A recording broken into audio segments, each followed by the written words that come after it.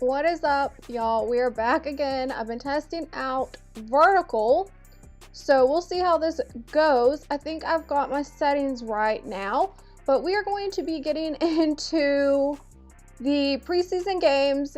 Also, Jerry Jones is back at it again. The Jones family cannot leave this one particular player alone. And I know you know who I'm talking about, Micah Parsons. But let's go ahead and get into this intro. Yeah, and I can speak on that because I watched Ty Simpson on Down to Business podcast with Caleb Downs, and Ty Simpson even said that the coaching wasn't there against Indiana. So he even kind of spoke on his thoughts with the board compared to Nick Saban. Chelsea, very well said. I say when you hit somebody. Ooh. What that mom gonna say? Ooh, my baby. I want to eat a charcuterie board.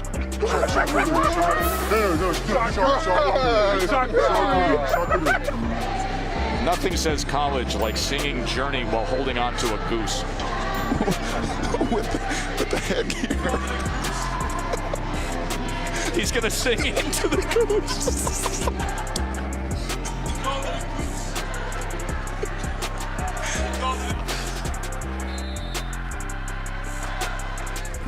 I don't want to see it, but I'm gonna see it. You know, he's a white guy playing DB, so you know,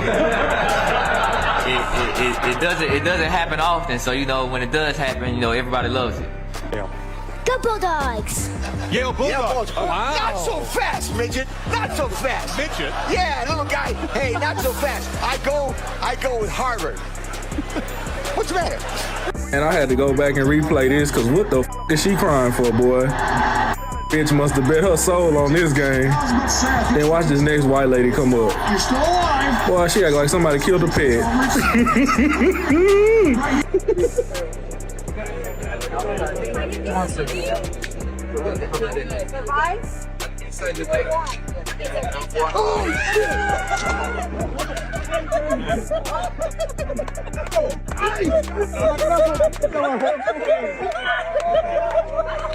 Caleb Daniels. Jayden Daniels? Caleb Daniels. Oh, yeah, of course. We know who That's that the is. helmet. Oh, yeah. Yeah. Yeah, one of my favorites, actually. What Caleb Daniels does is special, bro. Yeah? Yeah. Like him? Just so good at ball. CD? Yeah. Come on now. When we see Caleb Daniels and we think to ourselves, holy fuck. That guy? He can play. Influencer with the helmet. Yeah. Wait. Caleb Daniels, absolute beast, dude. Fucking shout out Caleb Daniels. Yeah, definitely my favorite helmet. Something back to Burrow real quick. He's got a Batmobile. Have you guys been in the? Who is Caleb Daniels? That's what I'm trying to find out. He's Caleb Daniels. Who is Caleb Daniels? Yeah. I don't know what the fuck his first name is. What's his name? What's the quarterback for the Bears? Caleb Williams. Yeah, put two quarterbacks together. Including doing this. Walking up to somebody and saying, no, you will not be texting right now. You're going to watch this football game. He just took and put it in his back pocket. I've been to Charlotte. Matter of fact, I used to date a girl in Charlotte. Yeah, never forget, 2003. I wonder how she doing. I don't know. Yeah, I wonder how she doing. Yeah, in Charlotte. I've been to Charlotte twice. I've been to Raleigh. I've been to Raleigh twice. Raleigh. Oh, okay. Close enough. That's how you say it? How you say it again? You for real? But it's spelled R-A-L-E-I-G-H. Raleigh. That's Raleigh. Close enough. Don't worry about it. Yeah, she was nice too, huh? She was nice too, bro. Your team lost. Okay. Now let me celebrate. Go ahead, celebrate. Say you just take a Viagra before the game? Yeah, half a body. Just a little bit. You really did? Yeah, it get the blood flow going. Okay. The NFL don't test for that. When the blood flow is going, right? But for the wrong reasons, though. No. You take the Man, whole. boy, you out there with your hormones going crazy, man. No, listen to me. You around straight dudes, dog. You were eager to route something up, boy. Hey, listen. The increased blood flow, it causes more exposure. Hey, Chad, you out there, you like this? Nah, see, y'all don't understand. I ate McDonald's, and I took Viagra, and I drank Red Bull, and I didn't have sex for 12 months. It was the method behind my madness. Don't you ever take nothing to my phone, I'm gonna block your ass. You ain't finna fit nothing to my phone. I don't know where that came from, nope. To the back of Marcus Lattimore's neck. Lattimore pushes it. Mike Evans comes flying out of the top row and lays out Lattimore. Down. This was my Christmas present, and I got it lost. No, you probably would rather have full, huh? Yeah, probably. I'm feeling two of two things. A, I want A.J. Brown packing his bags, and I want him somewhere else that is not here. I love you, A.J., but, like, you can't make those drops in that game. And I also want Kevin Patullo flipping burgers at, like, the local McDonald's or something. I don't care. Touchdown, 14-0. And then Andre Johnson and Cortland Finnegan going at each other. This is something else. Watch this, folks. Now, you talk about a fight. This is serious stuff. This is Jimmy on your left, and that's Howie on the right. And that's how we warm up for the pregame show. But watch this, George.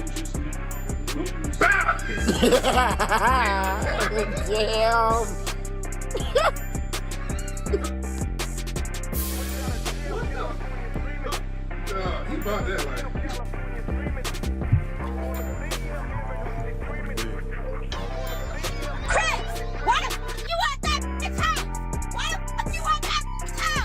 Why is he at that bitch? Bro, he should be in the NFL right now. He should be at training camp.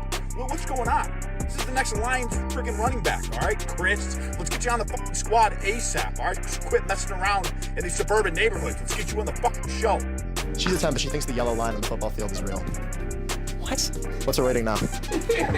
She really thinks it's real? Yeah, she thinks it's real. Yeah, it's probably like 5. She's a 10, but she asks, why do they always run it up the middle into a bunch of people instead of to the side? Wait, hang on. Yeah, that's a 5 right there. She's a 10, but she thinks Caleb Williams is the best quarterback in the next 5 years. She's a 0, negative, frozen factor. She's a 10, but she wishes they kept Mac Jones. Oh, 100. Come on! I'm not going to rate anybody but my girlfriend. And I'm like, bro, Cowboys supposed to be playing tonight. What the fuck is going on? I got my hat on, I got my jersey on, I got my forces on, I got my swag on, I done prayed to my Jesus, everything, want it? Demar, did you have baby oil on today? No. We gotta keep that for somebody else, bro. Yeah, that's not my question right there. I did do it as a kid though. We can't even ask that no more, bro. It's too much going on in life right now with that, man. We can't do that. Yeah, you can't do that. What the fuck? I knew how important this was for our team. Our team chill. I knew how important this was for our team and just.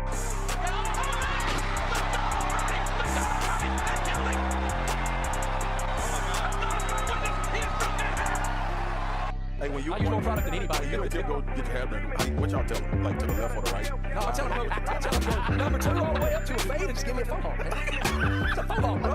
Hey, Paul, what do you tell me? It's a little outside. Leave us outside. Leave us outside. I always tell them I should leave a little bit on the top. I gotta tell you, we had a meeting. The coach, things are not going well. You know, Ray Charles can say that, brother. So what's next? Well, I gotta tell you this, though. Say, coach, you got $17.1 million on your contract. We're gonna give it to you. I said, what time you want me to leave and what door you want me out of, brother? This is a coat ball, it's not a crystal ball.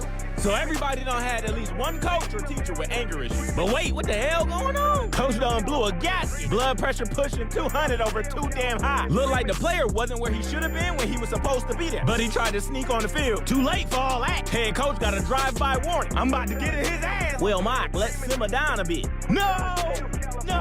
Get out! Having to walk past after be the worst part. So I'm running. Maybe if I move fast enough, he'll forget. Only thing he forgot was a damn weapon. He chased Paulie D all the way to the sideline. Teammates trying not to be next. Hey, man, chill out. Number 24 barely looked back. I ain't see nothing, coach. I'm trying to play. All other coaches unfazed, except Ricky Rose. This is his favorite show. Making the coach mad to the point where they want to fight is crazy. He almost tore everything in his knee to get to Andrew. Top tier rage bait pop up like an Xbox achievement. The shortest player on the team, the only one stepped in to help my man. I just know he was calling him all type of pansies and mother lovers and finished it off with "you're uncoachable." Face on lobster red and he just gonna walk off like ain't nothing happened. I'm not laughing about it. You think this is funny? I take it serious. Real serious. I put my heart and soul in it every single week. All I'm saying is the camera shows. I'm just telling you right now what I do every single week. Every single week, I put my freaking heart and soul into this. I study my off. I don't go out there and laugh. It's not funny. It's not fun. Nothing's funny to me. I don't want to go out there and get embarrassed on Monday Night Football in front of everybody. That's why I'm asking you what. I'm telling you right now. We're talking. Deuce and I are talking. What was the context? I'm done. Sorry. I'm not doing it. Jones? Lamar, there was that point in the season where you guys lost 3 straight, 4 or 5. Mike Jones. Mike Jones, that's lit. Mike Jones, that's lit right there. So I'm sorry. Go ahead. That's all right. Obviously, with what I observed the past few seasons, with the defense like missing basic fundamental skills like the open field tackles and those issues, I know they slowly improved those elements over the season, but just not enough when it matters in big games like against Indiana. Our quarterback is impressive. I mean, his ability to just escape and make plays on the run, I mean, it's just outstanding what I've seen. And just the defensive side of it as well. They're definitely going to be a concern for me going forward if Alabama doesn't get their offensive line straightened out. Chelsea, that's a great point. What is up, y'all? We are back at it again. I don't know why, but I'm feeling a little bit nervous. I don't know if it's just because I'm testing out vertical. I don't know, but I'm going to work through it. I'm going to get through it. We are going to start off with a motivational video because I need it, and then we'll get into the show. Like I said, we're going to be discussing everything with the preseason games. We'll also get into the Joneses. They will not leave Micah Parsons alone. I don't know why. Why can't you just leave the man alone? But we're going to get into that. Whatever is going on with that situation, I don't know, but we're going to react to a video from Nightcap on that. So let's start off with the motivational video because I need it, y'all. I need this motivational video. And it is going to be one from Deion Sanders again because that's the one that's been hitting for me lately, okay? Stop comparing yourself to other people. Compare yourself to you. Be the best you could possibly be. And that's all you need to focus on. Be the best you could possibly be. I don't give a damn what they got going on. I don't give a damn what they got in the driveway. I don't give a damn what you pulling up to. I don't give a damn what you got around your neck or on your feet. Be the best you that you could possibly be. That's all God asks. That's all I can do. I can only be the best that I can be. I can't focus on what other people have going on. I gotta focus on my own lane and just improving myself. That's all that God ever asks, and that's all I can do. Alright, I hope that helped y'all like it helped me, but let's go ahead and start off with the Touchdown Tribe National Anthem. Y'all know that I am bad to forget this, but let's go ahead and play it so I don't forget and play it at the end of the show. On the Star Spangled Banner, Fergie.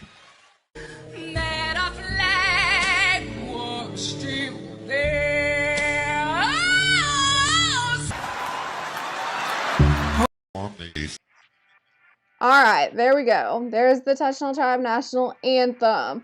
Starting off with this video from Nightcap on Troy Aikman and Tom Brady. It has something to do with their involvement with, their teams, with Miami Dolphins. Troy Aikman's been helping out the Miami Dolphins, and then you also have Tom Brady, a part of the Raiders, helping out with that. So it has to do with a little bit of conflict of interest, I'm assuming, but let's go ahead and watch this. Hey guys, it's your favorite Unk here. Go ahead and click that subscribe button below so you don't miss a single episode of Nightcap. That button right here.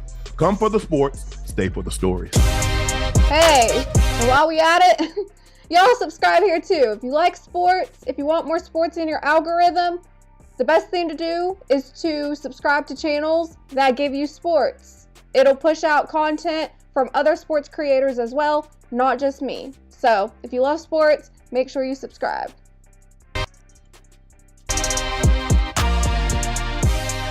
Troy Aikman will see some restrictions that lead up to the Monday Night Football broadcast. The restrictions are the same as Tom Brady faced for the past 2 years due to his part of ownership of the Raiders.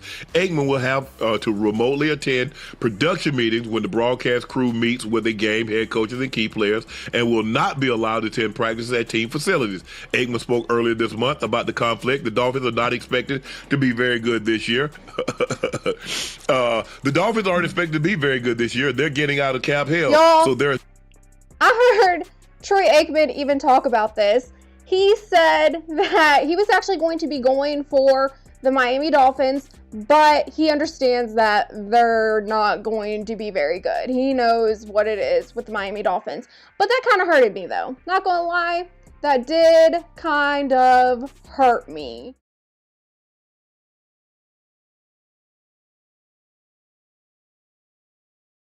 That kind of hurted me, though. Because it's like, why would you think that of me? Hey guys, it's your But favorite yeah, that dunk hurted here. me because I'm like, why? After so much time put into the Dallas Cowboys, you're going to now go for the Miami Dolphins? I get it, though. I get it. Coaches and key players, and will not be allowed to attend practices at team facilities. Aikman spoke earlier this month about the conflict. The Dolphins are not expected to be very good this year. The Dolphins aren't expected to be very good this year. They're getting out of cap hell, so there is no Monday night game with the Dolphins this year. Damn. It's all good. We're going to be all right. Wow. I didn't know that part. There's no Monday night football game with the Miami Dolphins. I'm not surprised. Y'all, I'm not surprised by that at all, because I think everybody sees the writing on the wall when it comes to the Miami Dolphins. They had to get rid of the majority of their roster. You have a lot of question marks in a lot of different positions. Coaching, quarterback, wide receivers leaving. You have Waddle with the Broncos. It's just a hot mess with the Miami Dolphins. It's definitely going to be a rebuild year for them. But I think with Troy Aikman's input, they should be able to see improvement eventually. It's just going to take time. We're gonna be all right. What you think? You like that, Joe? That the Dolphins ain't gonna be on the Monday night game? No, that Troy, that the restrictions that they're placed on Troy. I must have missed something, Mark. My bad. What restrictions? He can't. He has to be remote. Normally, what happens when you're going to do a game on a team, you get to go there, you get to go watch practice, you get to talk to the coaches in person, you get to talk to certain players in person. He's going to have to do it remotely. He's not going to be able to attend practices. Yes. Why is that? Because he worked with the Dolphins. Oh, you have to have same some thing sort as Tom Brady. Restrictions, because then it becomes a conflict of interest. Even with those restrictions, people still believe that there is a conflict of interest. They get upset with Tom Brady. They're going to be upset with Troy Aikman. You can't please everybody. I'm personally indifferent to it. It's like, they did put restrictions on what Tom Brady could do, and now they're doing the same with Troy Aikman. So, it really doesn't have a huge impact on me. I feel like there's so many other areas that need to be addressed besides us worrying about, analysts also being involved with teams. And I'm not mad at it, because you look at Tom Brady's background with the game and you look at Troy Aikman's background with the game, I feel like they're the best ones to probably give input on what these teams need to improve. Brady. He can't watch practice at. He can't watch practice. No, he can't watch. You know how they used to come and they watch the game. They watch your Friday's practice. They call your game Sundays. Collinsworth, Brady can't do that. Now Aikman can't do that. They have to attend remotely, so they can't watch practice. And when they talk, they're gonna be via Cam. What they call that? Skype, whatever they call it. Man, what's up with all that? What? Just because they got relations with the team, that mean they can't. That is correct. Come on, man. It don't make sense to me. They're saying because they're front office people. Conflict of interest. What doesn't make sense about that? It makes sense to me. Now, granted, do I think it's really that serious? Like I said earlier, no, I don't, because I understand that I do believe that Troy Aikman and Tom Brady can remain unbiased. I feel like they want their team to succeed, but they can remain unbiased when it comes to, you know, being an analyst. They know how to separate themselves from it. Some people might not be able to do that, but I feel like Troy Aikman and Tom Brady, they're capable of that. Therefore, you gain an advantage if you're watching practice. You gain an advantage if you're talking to coach. I mean, like, hell, but that's their job, ain't it, Uncle Ocho? yeah, it is. But you got which one? You got to give up one. You want to be in the Raiders. You want to be an ownership with the Raiders, or you want to do broadcasting with Fox. You want to do a broadcast for ESPN, or you want to help the Dolphins try to get out of cap hell and be a better team. They say you can choose one. Yeah, Aikman and Brady making a boatload, you know, from broadcast. Yes. I mean, I don't know what they're making as far as part owner, but I'm sure it's probably substantial. Well, I think they brought Troy on as a consultant. Brady has an ownership stake in the Raiders. Okay. With that said, we know Tom signed a 10-year, $375 million deal. We know Aikman signed basically a 5 years, $19 million. So whatever that adds up to. Hold on. Run that back though by Tom Brady. What was his numbers again? 10 for $375. You know, many people, they are not big fans of Tom Brady as an analyst. I don't mind him. At first, I did not like him. I'll be honest. At first, I did not like Tom Brady as an analyst, but my dad, he gave me a different perspective, and I feel like it's all in how you view everything. You can always look at the positives and the negatives, right? And he gave me a positive to look at. He was like, the input that he brings from a quarterback's perspective and the details that he gives between a quarterback and wide receiver or a quarterback and tight end, it's really knowledgeable and you can learn a lot from it. And that's true. So it made me look at Brady differently. I feel like his input is very much needed, and it's things that he says that could be passed down to the youth, the ones that are, you know, coming up in the game. So I'm not mad at it. I'm not mad at Tom Brady as an analyst, but I know people are, you know, big fans of him. To commentate. To call the game. Yep, he's the color guy. Well, that's a hell of a job, though, Yeah. boy. Hey. Yeah. Damn. Hey, I need to try my hand at color commentating. Go ahead. Yeah, sure. Why not? Yeah, I just got a problem. I probably, Them you know, curse it'd be a good words. play out. I'd be like, damn, I curse too much. That bro. mean They have to that suspend you, probably Ocho. won't help. What you say, they gonna suspend me, Joe? Yeah. All that cussing, they ain't having I tell you one thing, it's gonna be exciting, boy. They put me in that booth. Put me in that booth.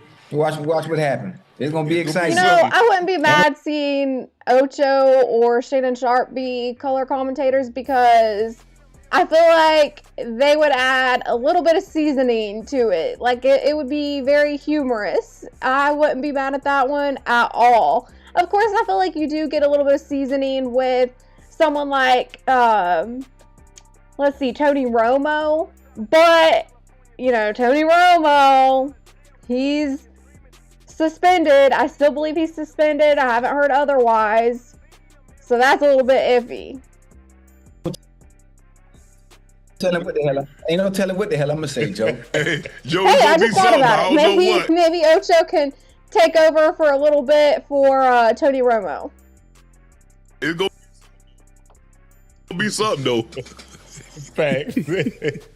Hey, I have everybody tuned in. Yeah, so that's what they let's say. Look, if you want to do both, we'll allow you to do both. But these are the restrictions, these are the limitations that we're going to place on you. And if you don't want to adhere to them, you're going to have to give up one. But Brady, man, ain't nobody giving up no damn near $40 million a year job, and to work 20 weeks a damn year. Hell no. That's $2 million a week. Absolutely. That's all. And that's come on now.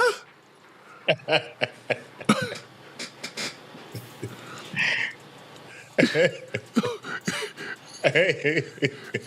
Man, come on. Hey. You know, hell yeah, man, please. Joe, who giving up that kind of job?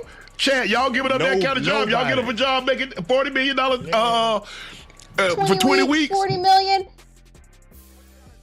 What was that one guy? What did he say?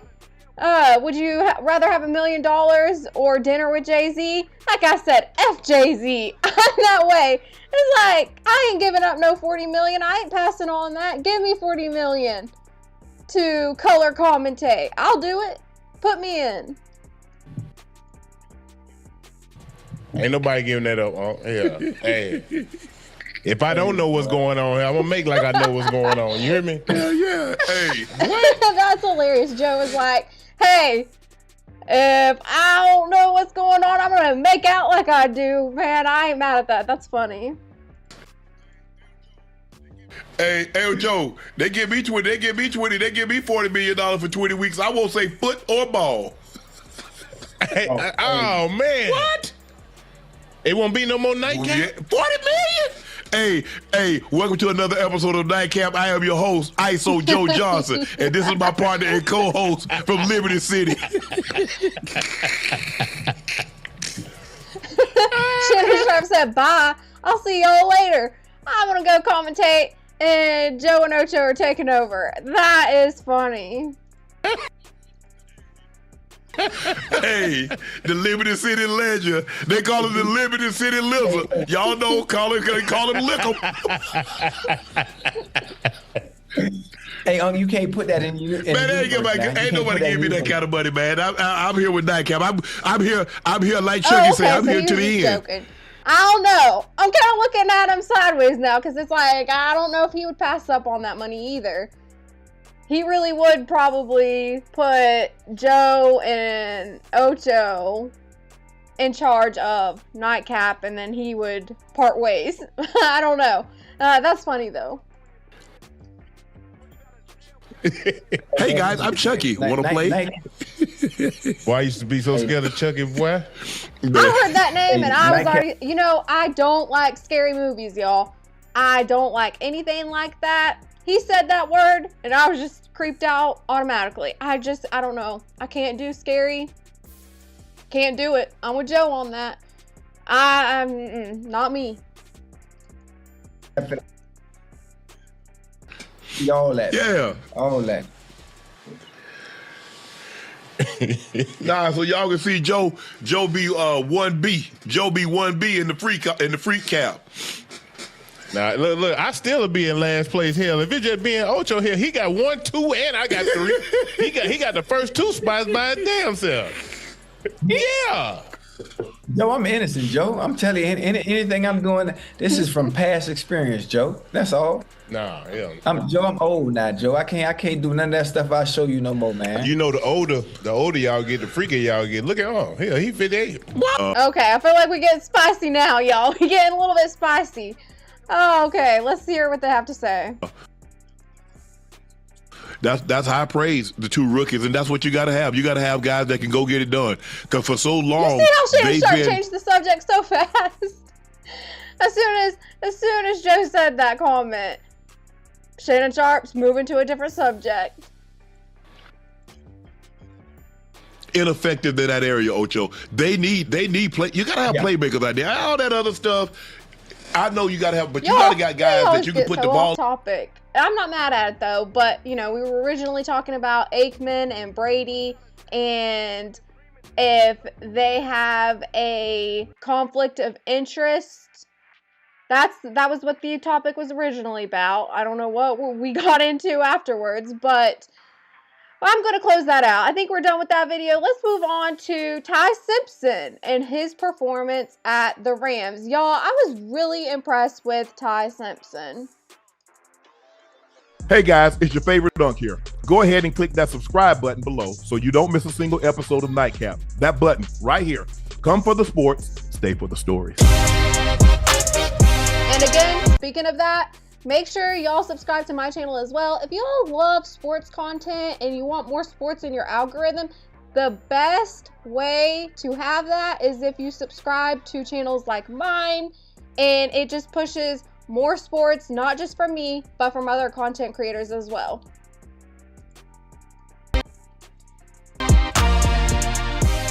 Rams Chiefs. Rams win 20-12. Justin Fields in his debut, 4 for 4, 41 yards, one drive, looked really, really sharp. Stetson Bennett got the start for the Rams. Ty Simpson looked like, 21 of 25, 190, 2 touchdowns, 125 passer rating. Man, look here. Hey, Ty Simpson. But Ocho, we talked about last year. If you look at him, he was a smack dab in the Heisman race. Oh yeah. Those first 7, 8, 9 games, maybe. At least the first 7 or 8. Yeah. He was as good as a quarterback as they had in all of college football. Yes, sir. And then all of a sudden, he just like, but you look at him, he's a big, nice kid, nice pocket presence, nice arm, can throw on the move. Hey. Hey, what's up, Derek? Good to see you in the building. Derek, I don't have drops yet on vertical, but I can add your drop real quickly. Hold on. We're at 105.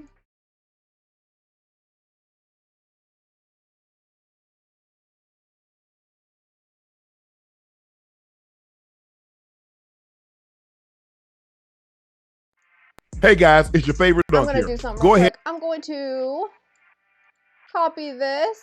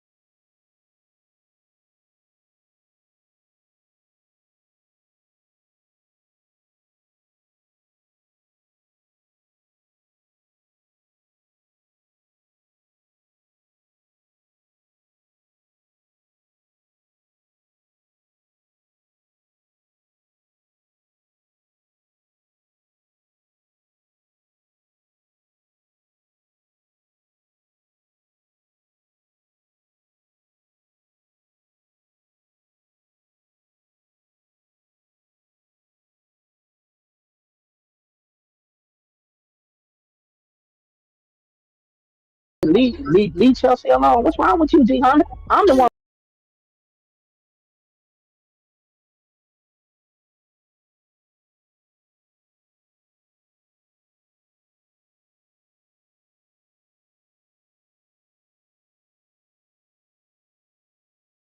Leave Chelsea alone. What's wrong with you, G Hunter? I'm the one who's telling you about your fantasy. Listen. Send me your address. So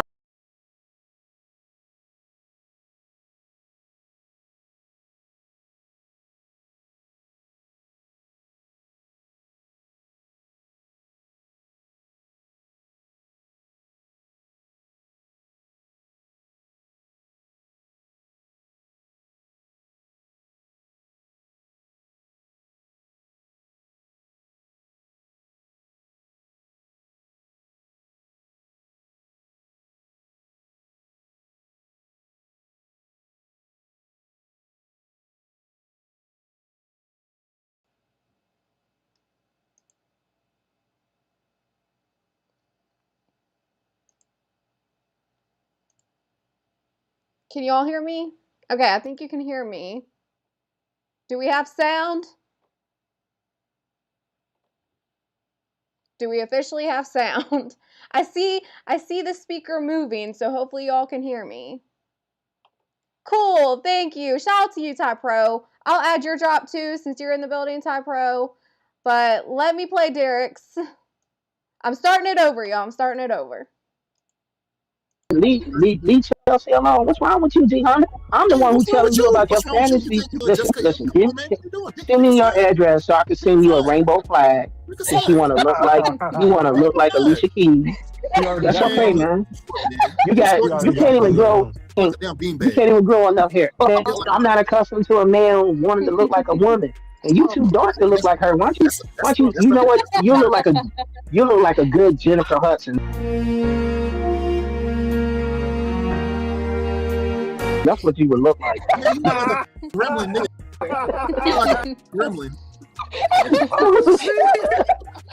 You know what? I'm telling you.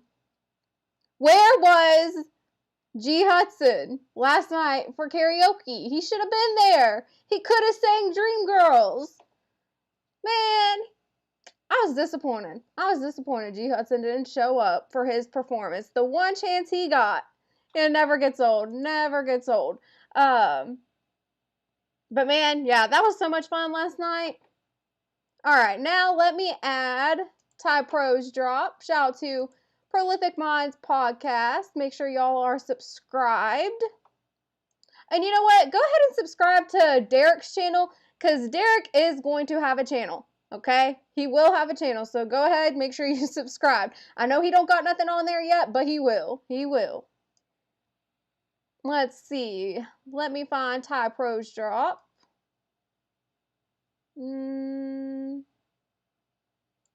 Let's see, which one's this one? Okay, I like this one.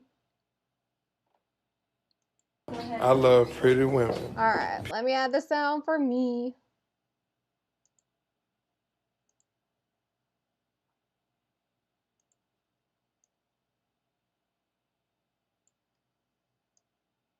Y'all are my first drops.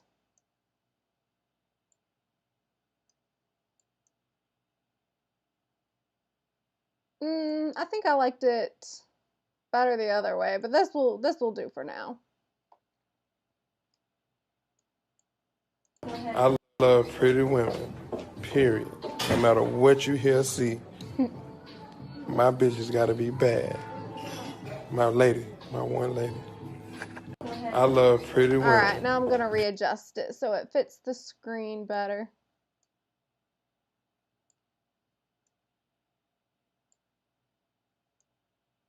There we go. Shout out to y'all. Hey guys, it's your favorite dunk here. Go ahead and click that subscribe button below so you don't miss a single episode of Nightcap. Let's get back into Ty Simpson and his performance. I thought Ty Simpson was great. I was really impressed with him.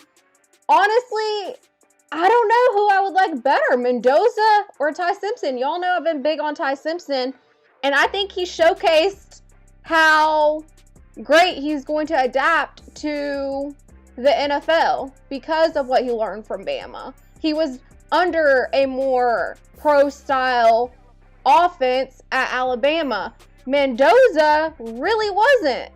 And if y'all seen one of my shorts, I posted a clip of one of Mendoza's passes, and it was like a thread the needle pass, but I had some comments in that video, and they were like, you know, if he was making that pass against any other defender, it would probably be an interception. And you know, I can't argue with that. I really cannot argue with that because it's true. If you have Mendoza making that pass and you have a guy covering him like Patrick Surtain, that easily could be an interception.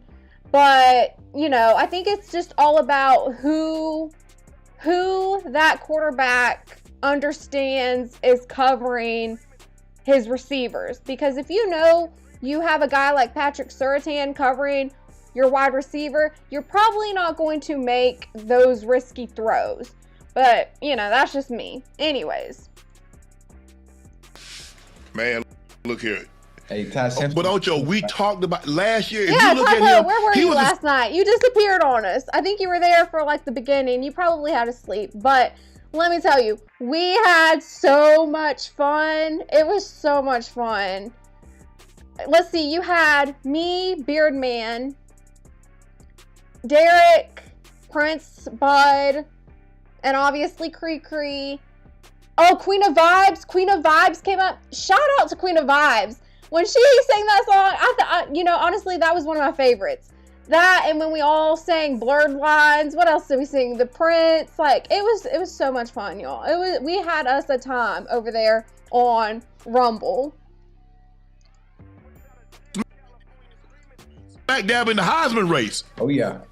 Those first 7, 8, 9 games, maybe. At least the first 7 or 8. Yeah. He was as good as a quarterback as they had in all of college football. And then all of a sudden, he just like, but you look at him, he's a big, nice kid, nice pocket presence, nice arm, can throw on the move.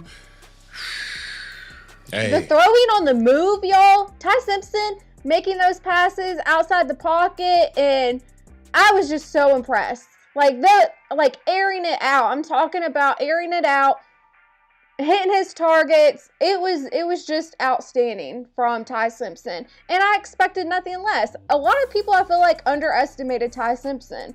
But Derek, going to what you said she made me hot as HE double hockey sticks. Derek, you were hilarious after she sang that. The way you were talking to her, it was hilarious, Derek. Never a dull moment with you. It's never a dull moment. But I think we all had a good time. The chat, even, you know, the ones that stayed in the chat, I think they had a great time. I wish D-Money would have came up. I really do.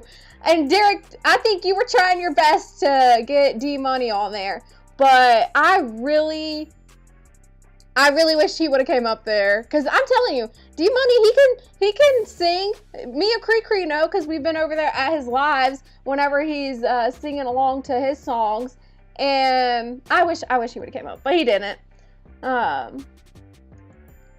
What's up, morning? Good to see. Oh wait. Yeah, I know who you are. I was treating you like you. I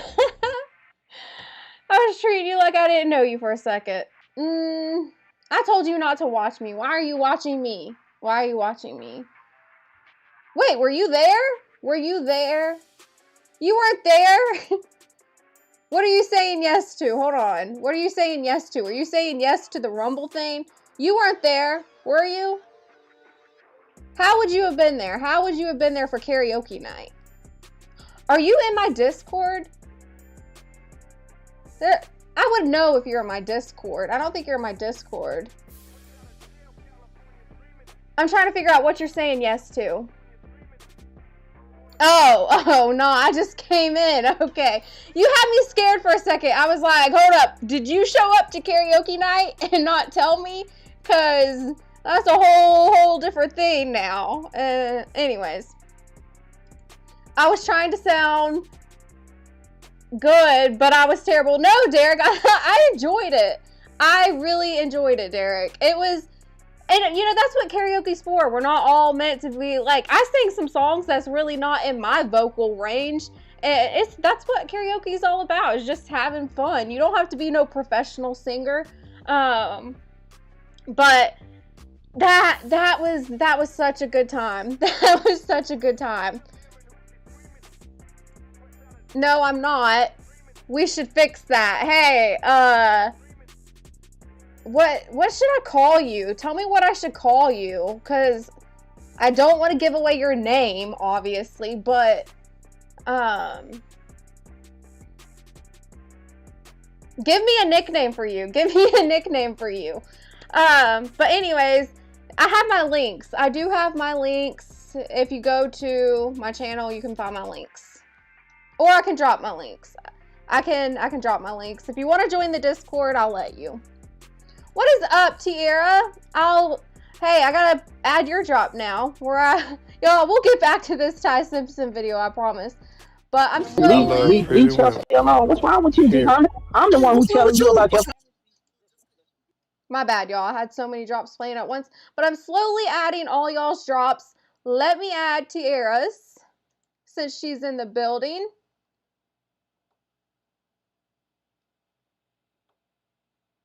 I can't wait for another karaoke night. I think Cree mentioned like maybe making it a once a month thing, but honestly, I feel like it should be like, you know, twice a month or something. Because I thought it went really well for the first time. Let's see. Where do I have Tierra's drop?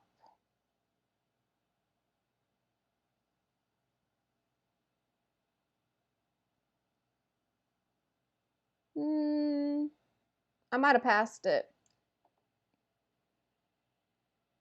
Or I have it labeled. Y'all know I'm bad to forget what I label things. So I could have it labeled as Talk Me Through It podcast. But I'm pretty sure I labeled it as Tierra.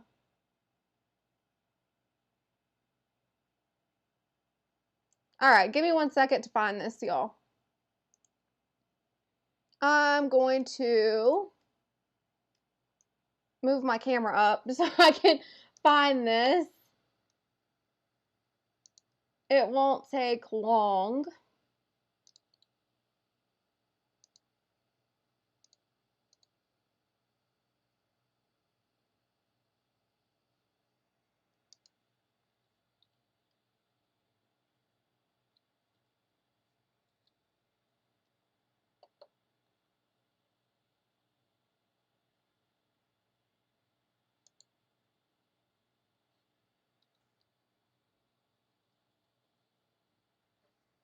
All right, let's see if I can't find it.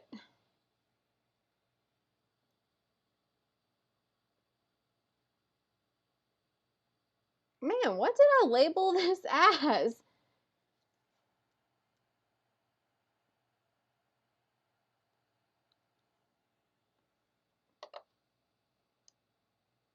My guess is I saved it under the wrong file.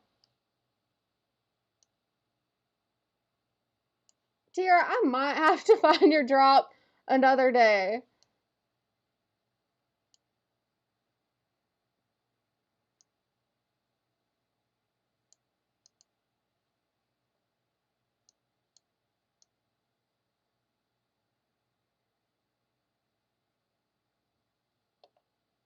Oh, I found it. I found it. Okay, cool. Would you rather find the love of your life or $11 million? I just gotta add the sound for me. I'm gonna have to relabel that drop though, because I had it under Chris Brown, and I need to save it under Tierra, so I know it's your drop.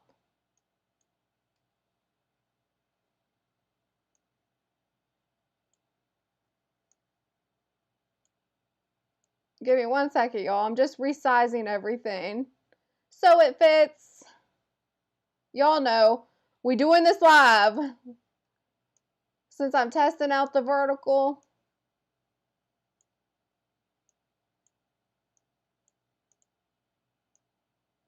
All right, that's good enough for now.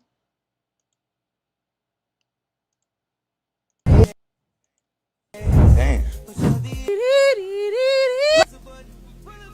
Fuck that.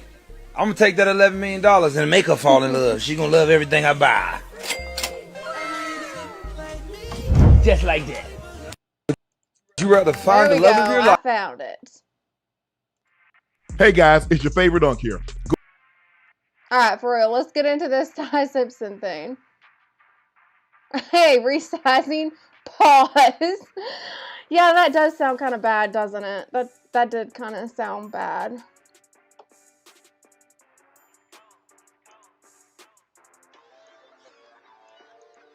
Ball over Uncle Ocho.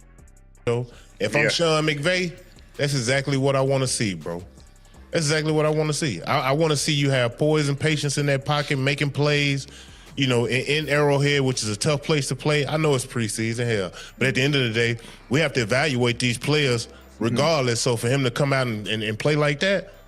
And this is the thing too, Joe. If you're playing like that, and it is a preseason, and you're not playing with the ones, and you look the way you just did, well, how you think you're going to look if you're playing with the number one, with the starters? That's what I'm Scorching saying. Sports Summer. Y'all, these ads, now you got Nightcap. I was so happy with the Nightcap because unlike Speakeasy, they were ones who weren't having these little personal ads, but now they're doing it. But it's all about money, y'all. I would be doing it too. Let's see if I can't skip ahead. Figure out when this ad ends. Bigger payouts when I'm right. One lineup, one app, all the picks. Prize Picks is now available in all 50 states, including California, Texas, Georgia, and Florida. The biggest star.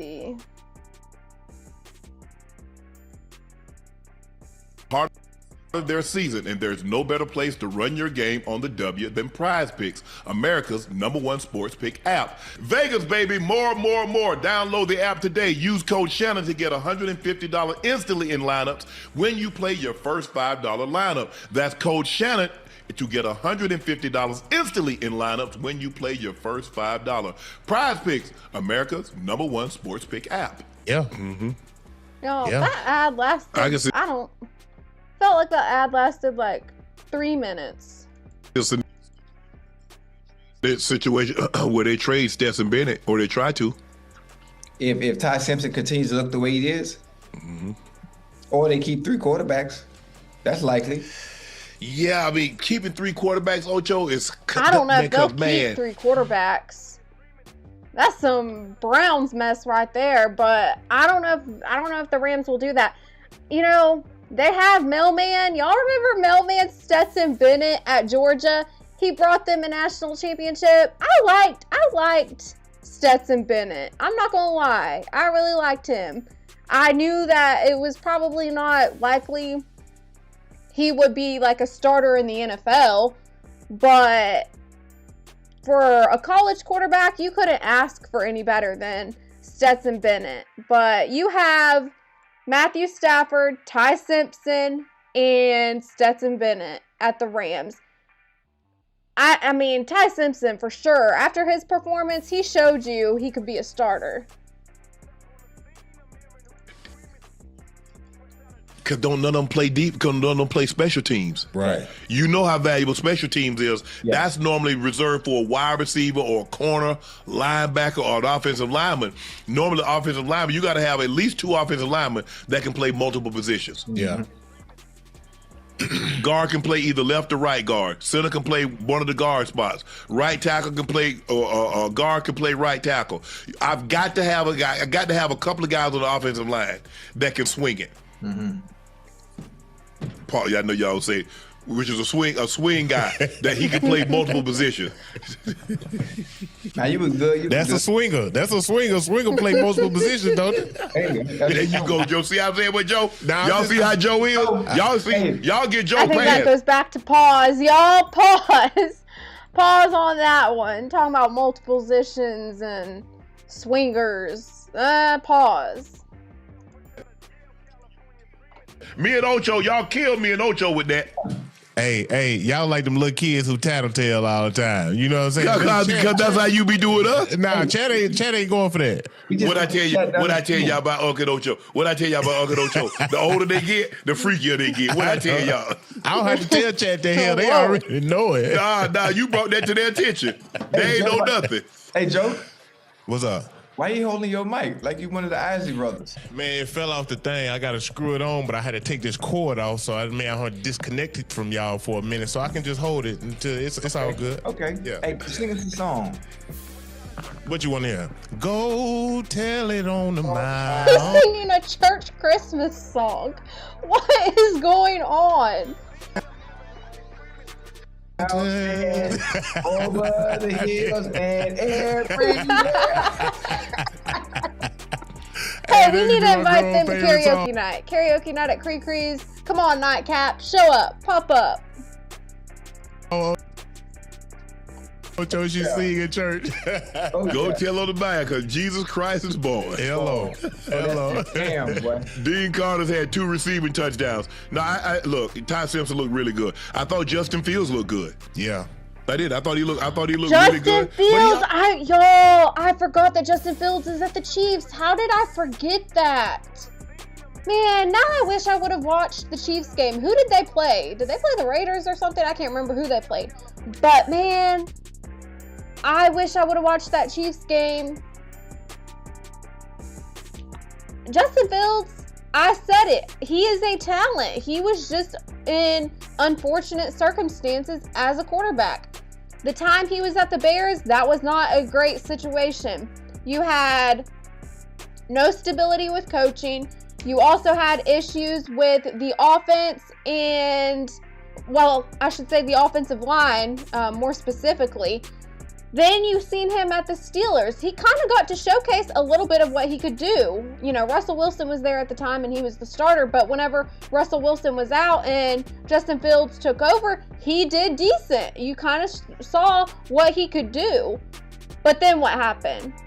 At the end, he goes to the Jets. Another horrible situation to be placed in. So now he's with the Chiefs. And I feel like he's really going to do well there. And it's like what Shannon Sharp said. Justin Fields looked great. He did. I mean, I didn't get to see that game with the Chiefs, but according to someone with experience with the game, talking about, you know, he looked good, I would not doubt it. I really like Justin Fields. I just always thought he was in unfortunate situations with certain teams. What's up, Momo? Good to see you in the building. But he has that ability. Yeah. He really does. He has that ability to look good. I just don't know. I just thought after watching him at Ohio State, I just like, Ocho, he can't miss. He got legs. He got run. I mean, he could run. I mean, he could throw the football. I mean, I was like, he can't miss. Yeah. He's finally with a team that has stability. That's why Justin Fields is able to do good now, because he is with the Chiefs, where he has stability. Y'all have heard me say this before, but I have said, I wonder if Justin Fields had what you see Caleb Williams has now, would it have looked different? And I think it probably could have. If Justin Fields was placed under Ben Johnson with the Bears and had the offensive line that the Bears have now, I think Justin Fields could have done well. Because how you can't convince me otherwise. Because how is Justin Fields doing decent with the Chiefs? It's because he has what he needs. And we're talking just preseason. Like, we're talking preseason. You don't even have, like, your main guys out there. It's just unreal. What's up, Cree? We were talking about the karaoke night. And Cree, thank you so much for doing that.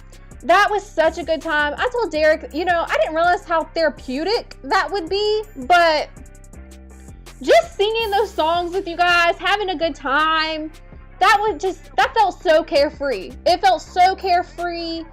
I just had the greatest time. And thank you for doing that. I can't wait for more karaoke nights, because Derek was talking about how, you know, he was hoping to sing good, but he did bad. And I said, Derek, it ain't about that. It's like, it's karaoke, you know? You're supposed to sing songs that are not always in your vocal range. Like, I sang songs that wasn't in my vocal range and that I wasn't good at. I mean, it's just part of doing karaoke. You don't always have to be great.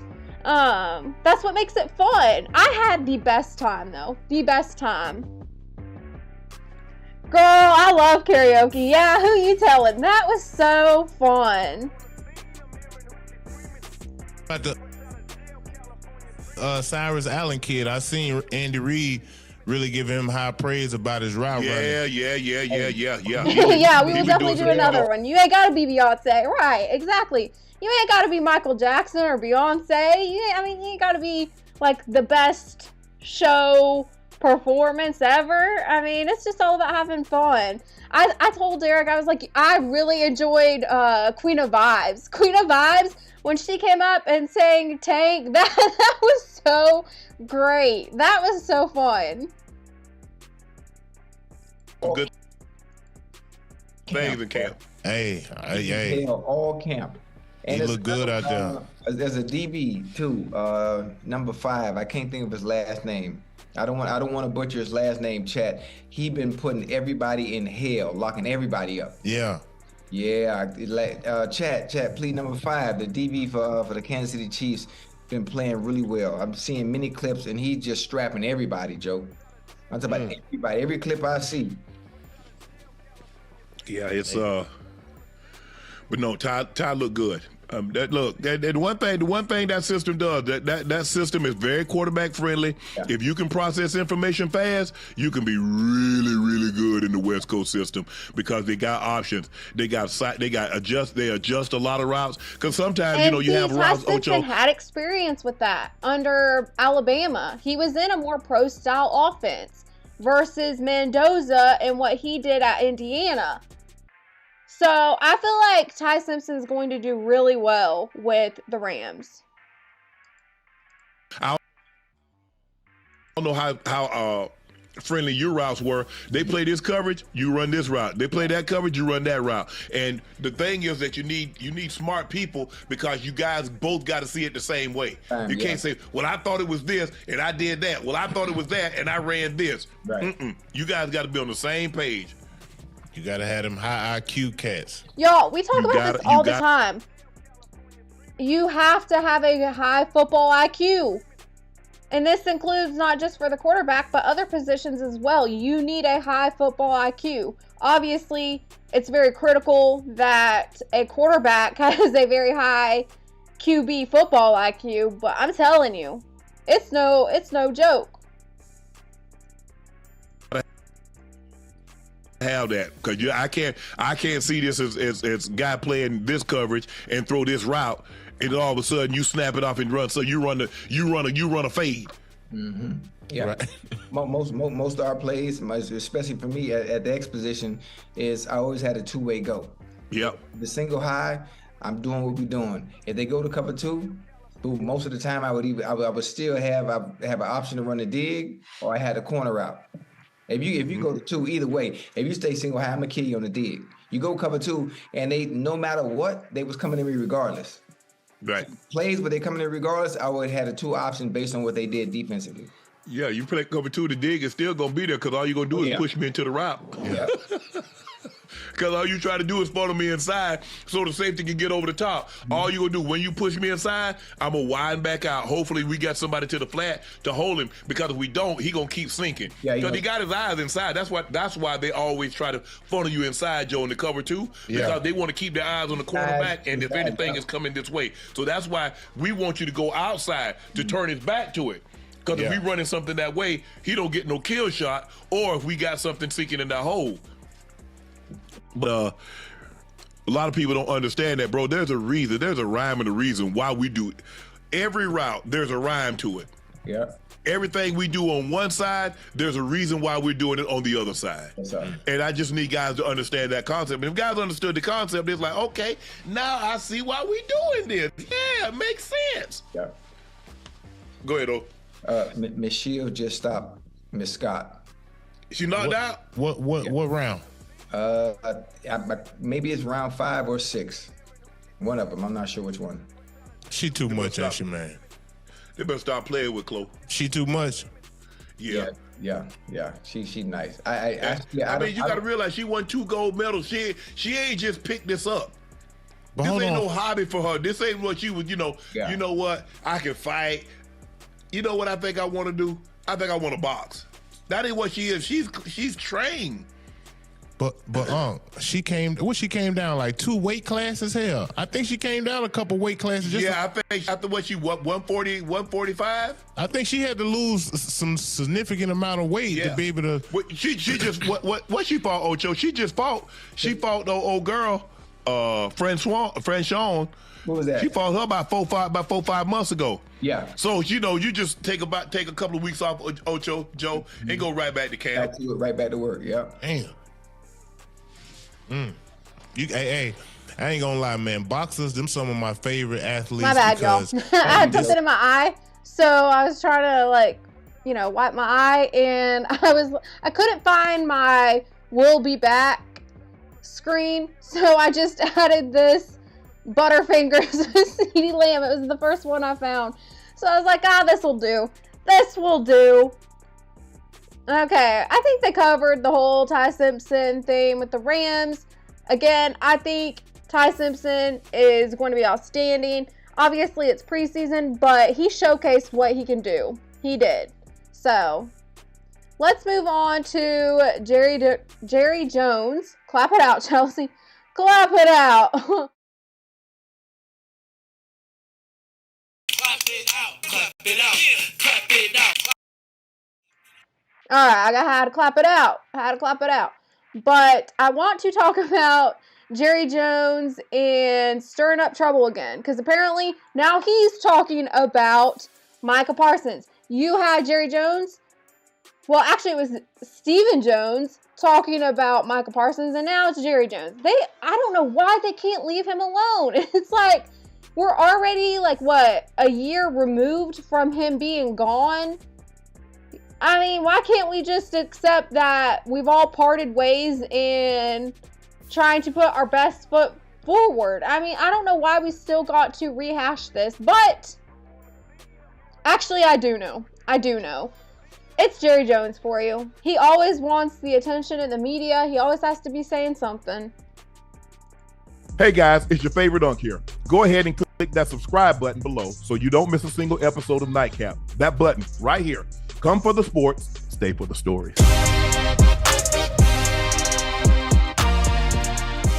After Cowboys traded Micah Parsons to the Packers last year, Jerry Jones compared the move to Herschel Walker trade in 1989. Today, Jerry did it again. You could say those picks got us key players, but the main thing is that Herschel Walker trade did, it caused me to be more aggressive and caused us, if you will, take more risk because we had more picks. Better Jerry. Jerry ain't studying y'all, man. Jerry's gonna stir it up every time, man. He what, Ocho?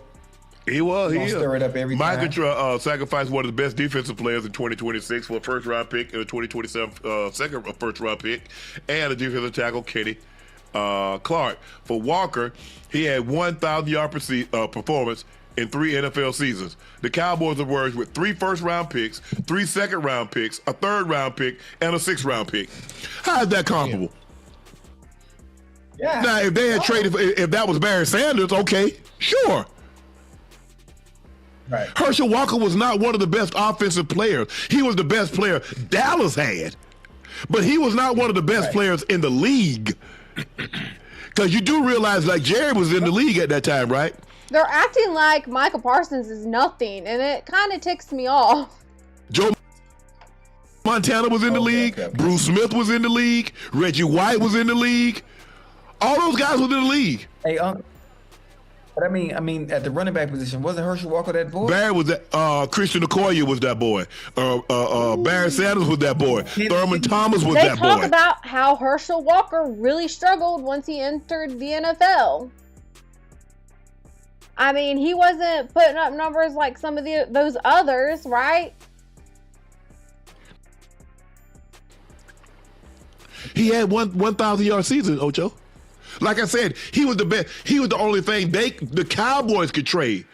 Do you realize what the Cowboys got for Herschel?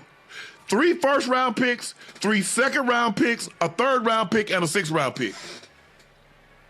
Yeah. Hey, who would get that right now in today's game?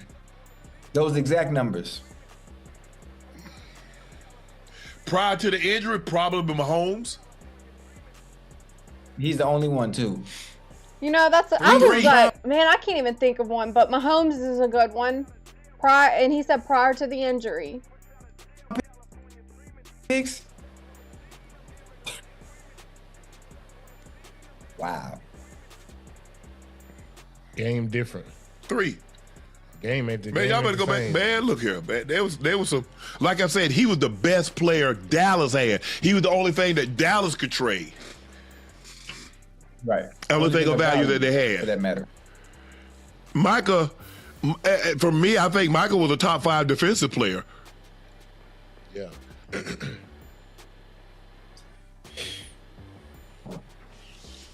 So, I don't think it's the same. Jerry's gonna make it seem maybe Jerry. That's wishful thinking. Yo, what have I talked about? This is just another strategy. I've mentioned how the Cowboys tried to market CeeDee Lamb as one of the best wide receivers, although if you look at the stats, you look at how he's regressed since his season best in 2023, that's not the case. But what is Jerry Jones and the Dallas Cowboys going to do? they're going to market CeeDee Lamb as the best wide receiver. One, they just paid him. So they're heavily trying to market him as one of the best, even though if you look at the stats and his regression since his season best in 2023, it's not the case. So now what are they doing too? You have Jerry Jones trying to market the fact that they won this deal, that it was the best thing that they did getting rid of Micah Parsons. Even though if you look into it, Christian Parker switching to a 3-4 defense, the very body type that they needed for this defensive position was someone like Micah Parsons. So then what did they have to do? They had to go in the draft and try to find the next best thing to replace it. So I'm not buying it. I'm not buying it, Jerry Jones. Never buying what you selling. Miss me with it. And all it has to do is, Jerry said, if I win a Super Bowl, that's all that matters. That's it. That's all that matters. He just want him another Super Bowl before he go up. He does. That's all. That's it. Man. That's all. Jerry Jones wants money, control, and to be able to say that he is the sole reason why the Dallas Cowboys went to a Super Bowl. Because y'all know the conversation with him and Jimmy Johnson parting ways. Jerry Jones wanted to take credit for what Jimmy Johnson did, and that's why Jimmy Johnson left. And so Jerry Jones, ever since then, has really tried to prove that he is the sole reason why the Cowboys would make it to a Super Bowl. It's sad. It's honestly sad that he wants so much control that he's let this go on my whole life. And it seems like the farther, the more time passed between you and the one that you just won, the one that you won, you're like, damn, it's gonna happen? Am I gonna win another Super Bowl? Or because I've talked about this. I don't know if they will win a Super Bowl. I just gave you the reasons because of Jerry Jones, but also you look at who inherits the business after Jerry Jones is gone. It's going to be Stephen Jones. And Stephen Jones, in my eyes, is just like his dad. Look at some of the things he says to the media. It very much replicates everything Jerry Jones does. So I don't know if it'll be any different. I would like to think that it would be a little bit different, but I have so many question marks because of the Joneses' control over the Dallas Cowboys. Someone said, I can't remember who it was, who said this to me, but they strongly believe that Jerry Jones would sell. And I don't know if Jerry Jones would sell. I don't know if he would sell, like, as far as his son goes, Stephen Jones, I don't know if he would sell if he inherits the business, because that family, if there's one thing they love, it's money and having control. And I think Stephen Jones, I don't think he's willing to give that up. As much money as they generate, like, look at how much they just made. It's like $15.5 billion off of the team. I don't think that Stephen Jones is going to give that up. I don't. If he inherits the business, I just don't see that happening. Because if you make money like that every year off of a team, I wouldn't give it up. Yeah, you said, shout out to you, SSJX. I don't know if I've seen you in the chat before, but shout out to you. Yeah, you said never. Yeah, I don't see it ever happening either. Jerry bought the team in 89. By 95, they had 3. Right. Damn. By 95, they had 3. So you know what happens when you have that kind of success so early, Ocho and Joe. You think this a bad, hey, like Ha Ha Davis say, this about to be a breeze. Breeze. Oh no. Oh no! Well, listen, it was a breeze when you had that kind of talent you had, and you had that kind of coach that could drive them. That too, until the rest of the league caught up. If you Kansas City, and you came to Kansas City from 2019 to 2024, all you know is going to the Super Bowl. That's it. You like, man, this thing, man, people talk about. I don't know why it's so hard to comprehend who is really at fault for the lack of Super Bowls that we've had since the last one in 96? Or was it 90? I can't even tell you, it's been so long. But anyway, I was a child. I was just a baby, y'all. I was just a baby, I think, with the last Super Bowl. But anyways, I don't know how people can't comprehend who is really at fault for this. People like to blame the coach. People like to blame certain players. But what is one consistent thing that has been a common denominator? Jerry Jones. Y'all, it's been Jerry Jones. Ever since he got Jimmy Johnson out of there and wanted control because he wanted to be the one to say that I was responsible for solely getting us to a Super Bowl. Ever since he had that mindset, we have not been back to a Super Bowl. He is the one common problem, being owner and GM, wanting control over every little thing, over player personnel decisions, over coaches, over every little thing. That is the one common consistent problem. No matter who's been on the team, no matter who's been the head coach, your consistent issue has always been the owner and the GM. Tell me I'm lying. Tell me I'm wrong. Going to the Super Bowl hard. Man, we go there every year. It's normal. It ain't normal. There's nothing about getting to the championship in your sport and doing it consistently. There's nothing normal about that. You might think it's normal, I'm saying, but it ain't. I'm saying, but when you making it consecutively like that, you feel like that's normal. Like you know, I mean, that's every year you feel like you're gonna get back to that point. And hell, then it may become a point here you don't see that for the rest of your damn career. That's a possibility. You know what I mean? That's how. Look at Buffalo, Joe. Your point is Buffalo Bills. 90, 91, 92, 93. Yeah. And never got back. Ooh. And damn. Nope. Both times. And every loss was a kick. A missed No, field goal. the first one was a missed kick field goal. They lost to the Giants. That was the See, you said, I believe it's more so how the locker room is ran, Cowboys players. But how is that?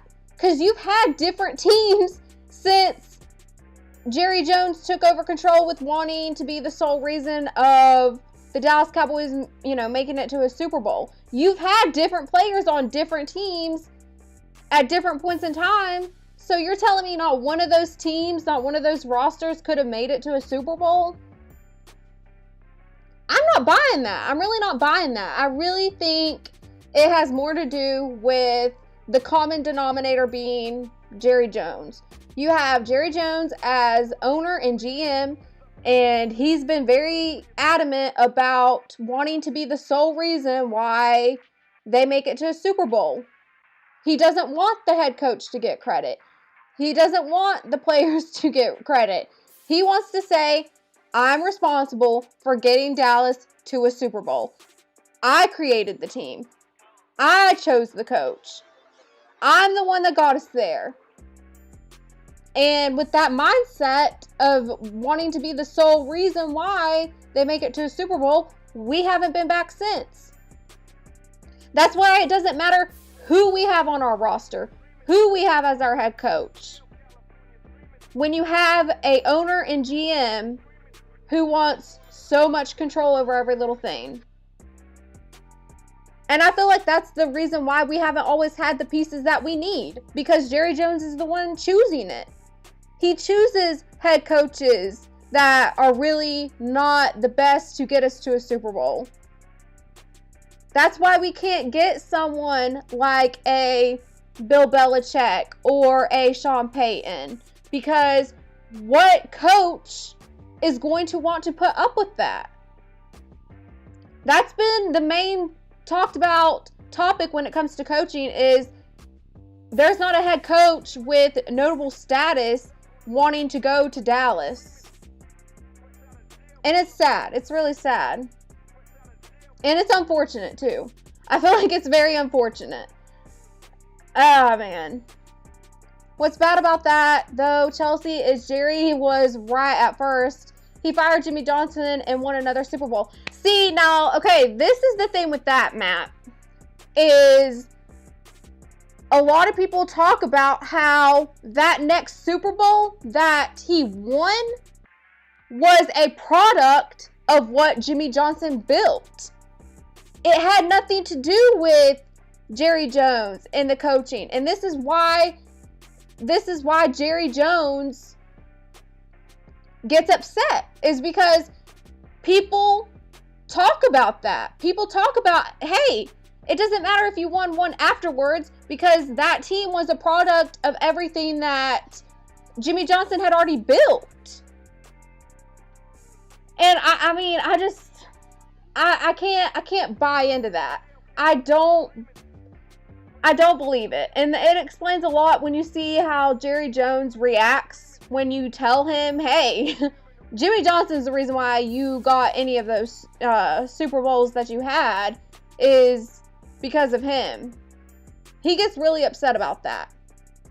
And that's why he's been on a mission to prove that he's the reason why they get to a Super Bowl. That's why he wants control over player personnel decisions. That's why he wants control over head coaching in every little detail. It's the reason why we haven't been back. Cowboy players are treated like the NFL's darlings, whether they're hated for it or not. It creates a diva type energy with Jerry at the head of it. Yes, yep. You're 100% right, but in Jerry's mind, he was right. Yeah, I mean, yeah, and if you watch the documentary, like if you've seen clips of where Jerry Jones. Jerry Jones even talked about how he was the one that made the decision for the Herschel Walker trade. He was the one that did all this stuff. He gets so upset over it. He wants to be the one that has the credit, not Jimmy Johnson. And it's like, why does that matter? At the end of the day, that shouldn't matter. It shouldn't matter how we got there. All that should matter is that we made it. But when you are someone who is selfish and solely looking to be praised for every little thing, that's a problem. And it shows. It really shows. That's why we haven't been back to the Super Bowl. That's why we haven't been back. Now, people are talking very highly of this Cowboys team, and we're going to get into that.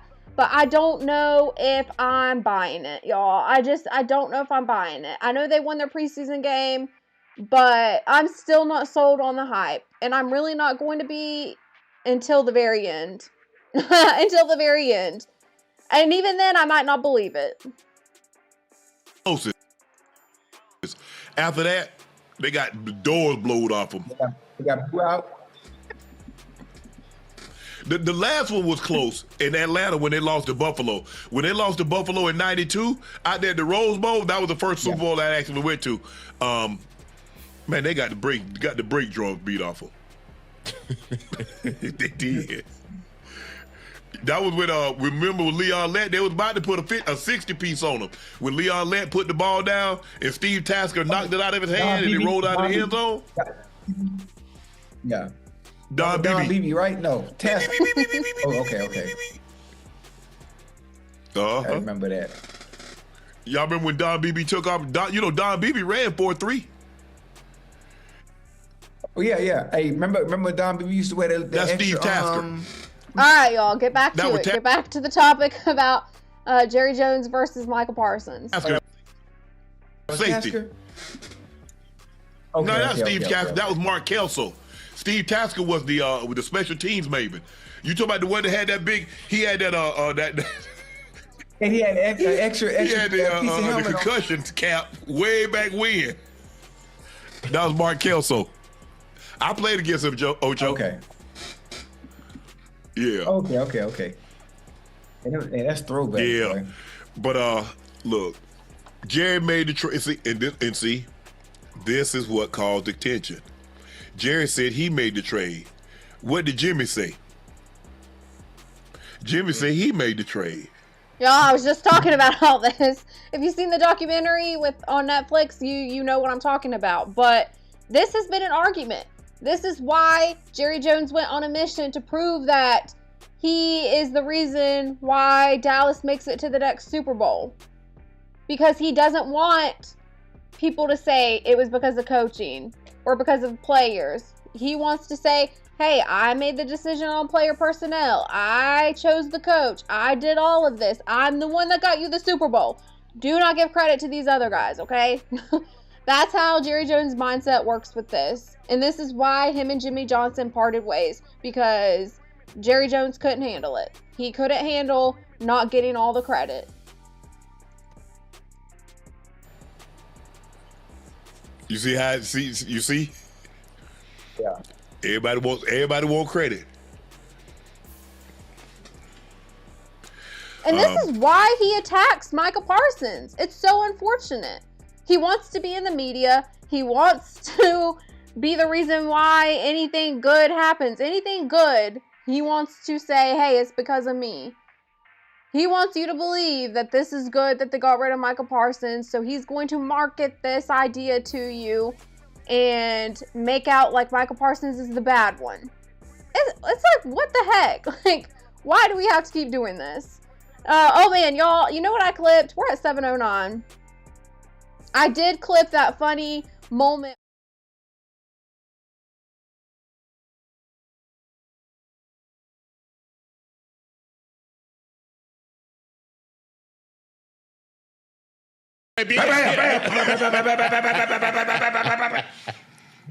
Sound like he got a drum over there. He got a switch, Ocho. He got a nice little Tommy gun. Shots fired. Yeah. Shots fired. He fired that thing at somebody, Ocho. Hey guys, it's your favorite uncle. I'm telling Go you, ahead. they keep firing the shots at Michael Parsons. It's like, let it go. We get it. Y'all traded him. You want us to believe that was the best decision ever. You know, we're a year removed from this. Move on from it already. Look, it worked out for the Cowboys, but it doesn't matter how many draft picks you got. Jimmy know who to draft. That was the problem. It ain't the draft That's picks. the difference. That's everything that I'm saying. Jimmy knew who to draft. He knew what player personnel decisions they needed for the Dallas Cowboys. Now, who do you have in the room? Who do you have giving input? Jerry Jones. And what has that got us? Nothing. Absolutely nothing. We haven't been back to a Super Bowl. Anything good that Dallas had was a product of Jimmy Johnson. And I know even, they did win one after Jimmy Johnson was gone, but even that one, people say, was a product of Jimmy Johnson's work. And I truly believe that. For the most part, unless you trade it away, guess what? Everybody got a first round pick. Who do you draft? Because you might take a guy, and then a guy that goes in the second round could have been your first round pick, and boom, look what you got. Thanks. And most of the time, your first round, I don't know what percentage, Uncle Joe, and this goes for basketball too. What percentage of your first round is most of the time they don't pan out either. Damn, first rounders don't. It's a high percentage on that. Yeah, because you got to realize, Joe, when you're a first round picks, y'all, I've talked about this, but the reason why your first round picks don't typically pan out, I don't think it has to do with that player not being talented. I think it has to do with that player going to bad teams. Because the first pick is always the ones who had the worst team. So that's kind of why they don't always play out very well. And it's unfortunate. That's why I did it. Y'all, I talked about this. This is why I didn't want Ty Simpson going to the Cardinals, because I didn't know what you were going to get at the Cardinals. You have them rebuilding the coaching staff. You have the quarterback position in question because you got rid of Kyler Murray. So now there's not a veteran quarterback presence there. I mean, Carson Beck, he looked outstanding And I was so surprised at Carson Beck. If I had to pick one player that really surprised me in preseason, it was Carson Beck. Because I didn't know what you were going to get with the Cardinals. And Carson Beck, he did great. Now, when it comes to Ty Simpson, though, that I did not want him going to the Cardinals. Because I was just like, I would hate to see him go to a team that is rebuilding and it trash his career. So I'm glad that Ty Simpson got to go to the Rams and develop under Matthew Stafford and really learn and process the NFL pro style. So that was the best circumstance. But I'm a sole believer. The reason why these first rounders don't pan out in the NFL is because they go to bad teams. It's not because the player's bad. It's just because they get sent to unfortunate teams. What is up, Pinball? Pinball, I will add your drop. We're at 7:55. And oh, Pinball, I'm so glad you're here because that means I can add the CDL drop for everybody too. So I'm slowly adding everybody's drop for vertical. Let's see. Let me... Derek, you said it's because they suck. Derek, oh man. A tough crowd. I don't believe, Mendoza. Like, Mendoza, I don't believe he sucks. I think Mendoza will be just fine. I think that... Anyways, I'm getting off topic. Let me find this drop, okay? Let me find this drop. Let's see. Drops for faves. And I have the CDL gang drop. Let me find it. There we go.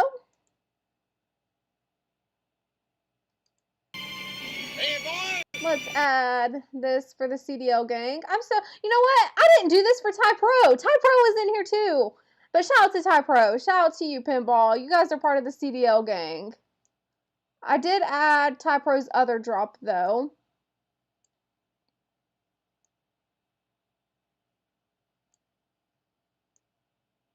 Now, I gotta add the sound for me so I can hear it.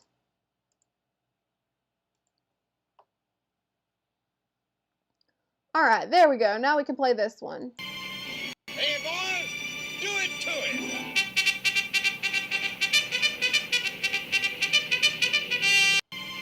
Hey, boys, do it to it.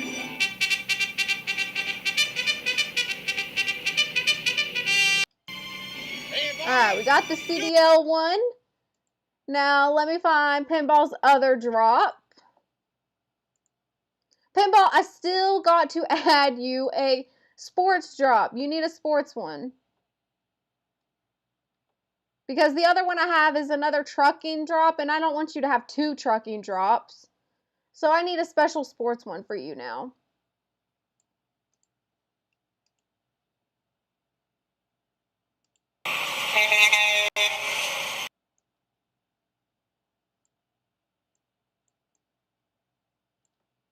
All right, there we go.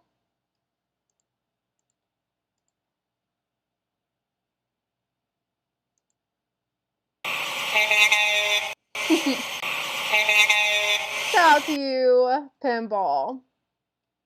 Okay, now let's get back to it. Hey guys, it's your favorite I dunk think here. we're at, what, 7:05 or something like that? Could have been 7:55. Y'all know I'm bad to remember.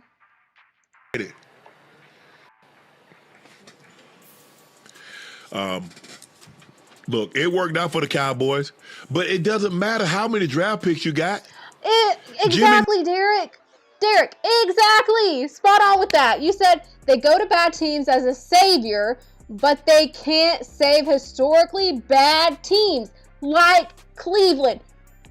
Spot on with that. Spot on. You are exactly right. That's everything that I've been thinking and saying. Very well said, Derek. Who to draft? That was the problem. It ain't the draft picks. Everybody, for the most part, unless you trade it away, guess what? Everybody got a first round pick. who do you draft? Because you might take a guy, and then a guy that goes in the second round could have been your first round pick, and boom, look what you got. Thanks. And most of the time, your first round, I don't know what percentage, Uncle Joe, and this goes for basketball too. What percentage of your first round is most of the time they don't pan out either. Damn, first rounders don't. It's a high percentage on that. Yeah, but I feel like it's not really the athlete's fault. I know people like to get caught up in that, but it's like Derek said. You know, they go to bad teams, and this is everything I've been saying too. But they go to bad teams as a savior, but they can't save historically bad teams like Cleveland. You can't. You can't expect one player who's extremely talented to solve all your problems if you have an organizational issue and a whole roster issue. How is one great player going to save you? It's unfortunate.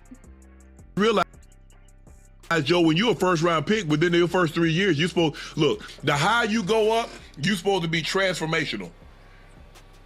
So now, your first 3 years, you need to be a Pro Bowl, you need to be an All Pro, you need to be that level of a player. Even if your team is bad, you got to be the one exception. See, even though just talking about it, even if your team is bad, you got to be the one exception. You got to be the savior, as Derek said. You have to be the savior. You can't expect one player to solve all your problems. That's not realistic, okay? I hate to tell you that that's not realistic.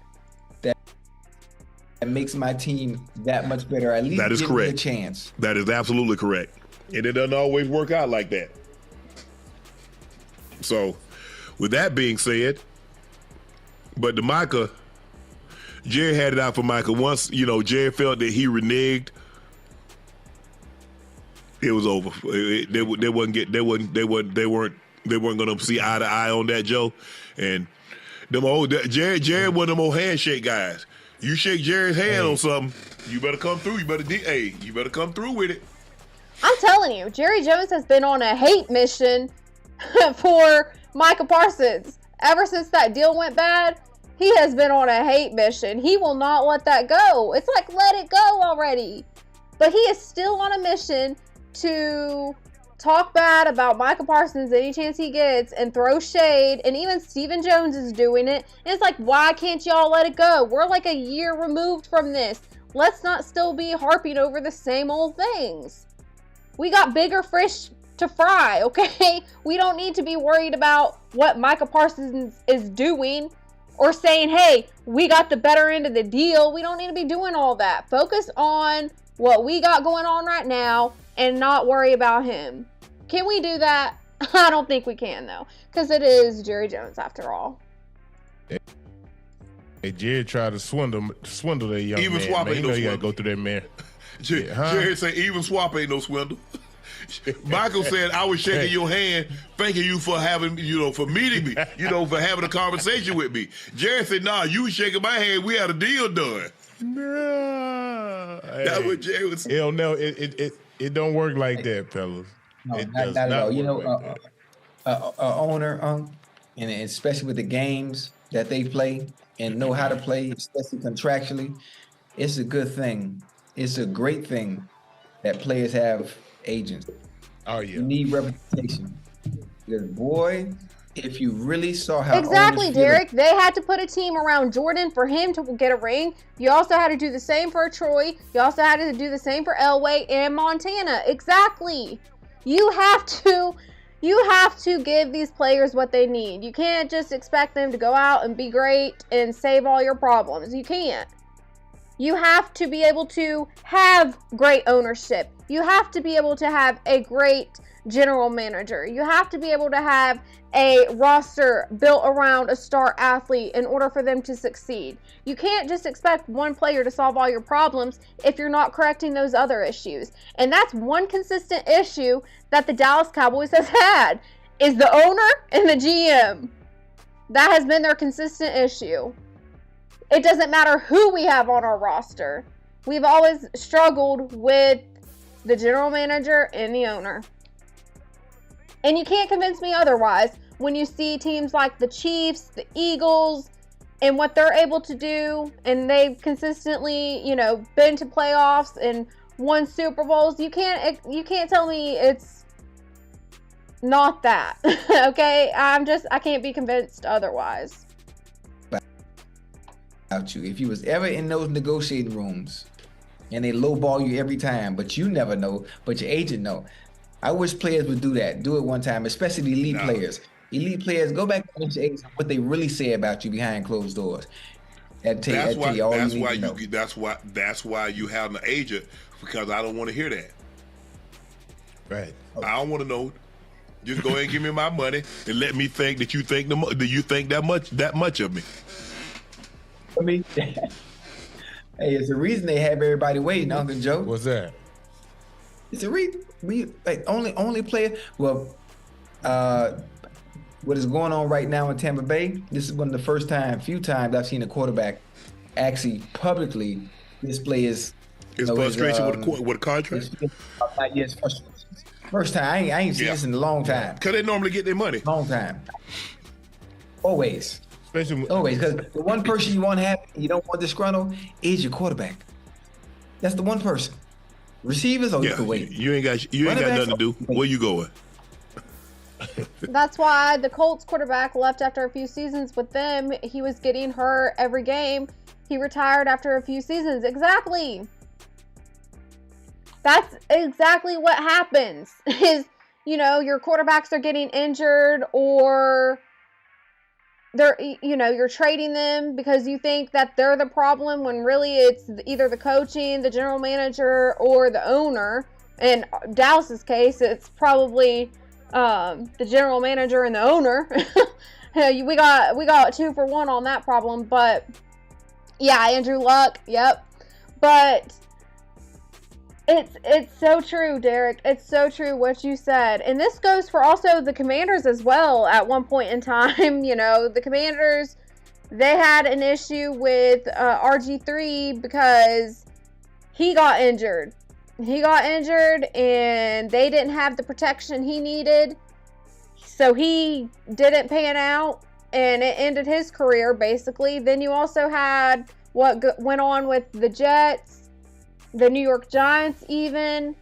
It's just been one thing after another when it comes to these teams. Now you're seeing it with the Arizona Cardinals. We'll see if it changes, because, they have new coaching, and they did bring in Carson Beck. I mean, I know Carson Beck, they didn't name him the starter, but he looked outstanding in his preseason game.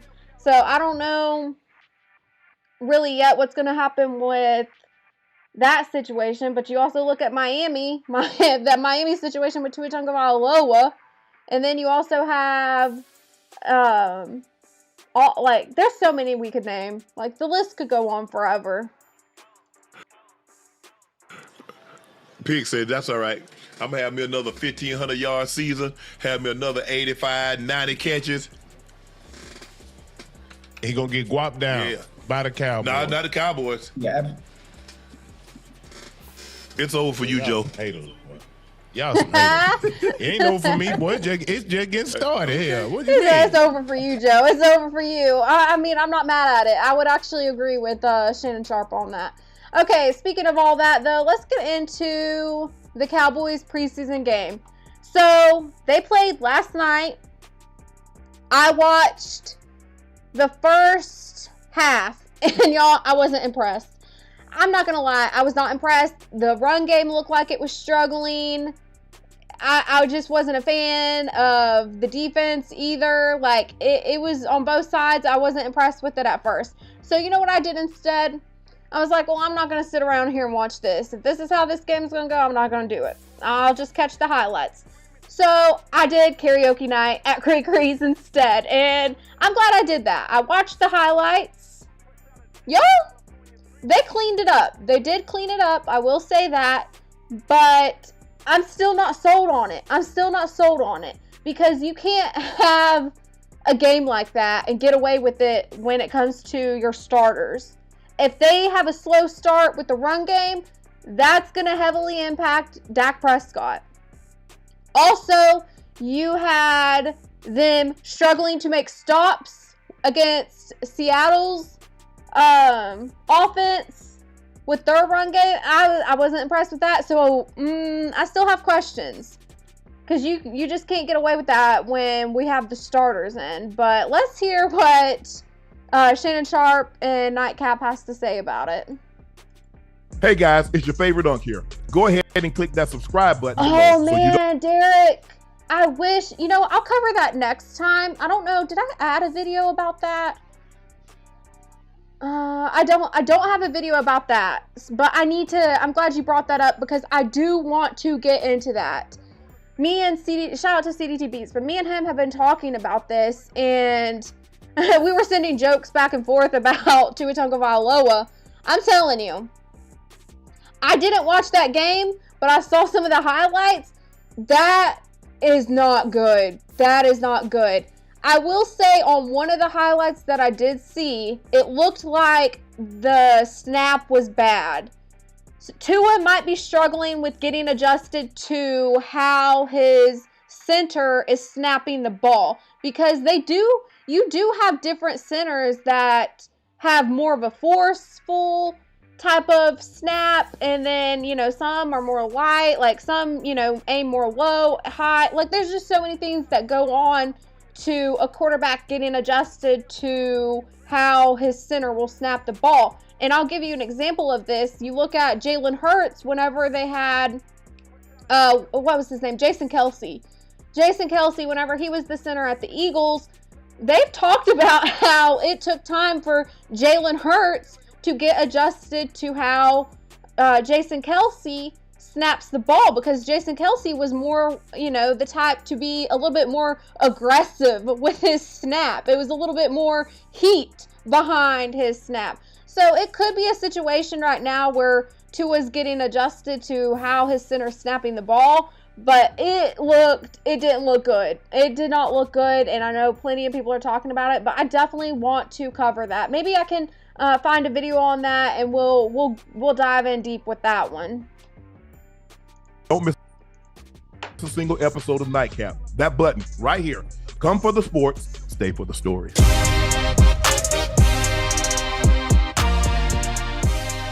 Cowboys, they them boys, Joe. Yes, they sir. beat the Seahawks 17-7. Cowboys pass rush today. All They right, did let's have see. 3. Well, I guess Shannon Sharpe's going to get into it, but I kind of want to look at it. I might have to zoom in unless I can switch to this bigger screen and see. Let's see. First downs. Okay, I think I can be able to read this. First downs. We had 21 first downs. 20 pass. Is that the pass rush? I can't. Okay, I'm not going to be able to see everything. Let's see. Let me just switch to this screen. I'm going to zoom in just a little bit more so I can see what this says. Because I'm curious about all the stats. Maybe that'll help me read it better. Okay, passing yards. So passing yards, 201 passing yards. That's impressive. Milton, I'm not going to lie. I'm not the biggest fan of Milton. It's not because he's not talented. It's because he played for Tennessee. I watched him at Tennessee, and that's kind of why I don't like Milton. It's the only reason why. But, he did great from what I've seen. But 201 passing yards. You also had pass to interceptions. Is that what that says? Pass to interceptions. I think that's what that says. But anyways, so did they have, okay, so I guess he had 2, and then whoever was starting, oh, it would have been Milrow. I think I see Milrow playing. Shout out to Jalen Milrow.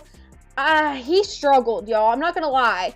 He made some moves that I wasn't impressed with because what happened with Milrow is the pocket would collapse and he was hanging on to the ball too long. And it's like, if there's nothing there, you got to be able to throw it away. Just throw it away. Don't risk getting a sack. But he was hanging on to the ball way too long. But also, on the other hand, it did look like that pocket collapsed on him really quickly, like really fast. It didn't look like it was giving him even enough time to even make a decision in the pocket to pass. And he was, shout out to him though. He was getting it with his legs. He is a dual threat type of quarterback. He can pass and he can use his legs. He reminds me so much of Jalen Hurts at his first year in Alabama, the way he uses his legs. But Jalen Milroe, I feel like he kind of struggled from what I've seen. But anyways, back to it. Rushing yards. So the rushing yards really picked up for Dallas, and it was 137 and 107 for the Seahawks. All right, let's go ahead and see what they have to say.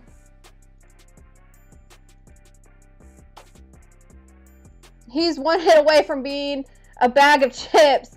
Yeah, I mean, Tua's going to have to do better. He can't risk having the pocket. That offensive line is going to have to be outstanding, and he's going to have to learn to give up on plays. Most of the starters did not play. Sam Howell was extremely impressive, although it was preseason. A big-time TD throw to Camden Brown. He finished 8 of 12, 94 yards and a touchdown. And the rookie Camden Brown out of Georgia Southern, Statesboro, Georgia, one-handed catch everybody's talking about. The Cowboys. Joe, we're going to start with you first. This is your team. Y'all, everybody's talking about that one-handed catch, and I'm like, I get it. I'm telling you, if he's more reliable than CeeDee Lamb, if CeeDee Lamb's dropping passes, put that guy in. He can catch it with one hand. I'm telling you, I'm not going to show no mercy when I'm on your case, CeeDee Lamb, this season. You better be catching the ball. Jim and Camden Brown. Man, hey, Uncle Ocho, don't act like y'all ain't see that. Camden Brown looked good tonight, especially the little one-hand catch he had. Hey, I thought he was impressive. I thought Joe Milton was impressive. You know, I like what I seen. Y'all, I'm going to leave this video playing. I am going to refill my water, but I'm going to leave the video playing, and then I'll get into my thoughts. I'll return, okay? But quick intermission, because I got to get me some more water. I have to hydrate, y'all, okay? You know, we're still at a stage to where we're kind of, you know, just evaluating guys, because you know you don't get your big guns playing probably to the second or the last game of the preseason. But it was fun to watch them boys get up and down. I honestly was impressed, bro. I was impressed. I mean, what you think of Ocho? Hey, honestly, Joe, listen, the young bulls are making some plays. Obviously, you want to evaluate some of the talent that's going to be backups and maybe third stringers. Some of the players you want to bring back for your practice squad. But again, Joe, I know it's just. I just want you, John. I want you to remember. Yeah. Caution to the wind. That this isn't just the preseason. That's it. Okay. Yeah, I know, Joe. I'm with you. You got a little too excited for me, Joe. You got a little too excited. Damn, man. Yeah, hey, ain't no thing. But this is a good thing. This is a good thing. Being able to evaluate players and seeing those players that can make plays on the big stage in certain pressure moments. Even though people say, "Oh, it's not a pressure moment. It's just an NFL game." No, it's more than just an NFL game. It's more than that, because there's a lot of pressure on these players that are trying to make the team. And one of the things that you most of the time that you do is in situations where you can't make mistakes because you're trying to make a team. You make mistakes because of the pressure that's on you. And I mean, listen, I'm excited. I'm excited for the Cowboys, Joe. You know how I feel about the Cowboys offensively. Yeah, yeah. Well, I'm just saying. My only worry is defensively. Right. And I thought, hey, look, and you speaking of defense, Seattle looked good on that first drive. Uncle Ocho, Drew Lock took them down, scored right away. I'm like, damn, you know, that was fairly easy if you ask me. You know what I mean? But after that, we slowed them down. They ain't really. No, you didn't slow them down. They slowed themselves down by putting Jalen Milroe in the game. That's not nice. Because he thinking 7-on-7 that he got all day, Ocho, to throw the damn football. He refused to throw the football on timing. And if it's not there on timing, throw the ball out of bounds, throw the ball away. But he constantly think he can pat the ball. Down. Bro, get rid of the damn football. And Drew Lock had the guy on the sluggo, Ocho. He had him for an 80-yard touchdown. Yeah. He overshot him. That's not the time to show off your arm. Even if you underthrow him, at least give him a chance to catch the football, because you know if you overthrow him, he's not going to catch it. Maybe if you underthrow him, you get a PI. It's a spot foul. It's plays like that. And Drew Lock has been in the league far too long. He's been a starter in Denver. He's been around far too long to make that kind of mistake. But I thought Jalen Milroe, after a guy that was in the league going into his second season, I didn't think he played well, Ocho. Given who he is, right, being in his second year, those are mistakes that a rookie make, not a second year player. Right. Yeah. Hey, oh man.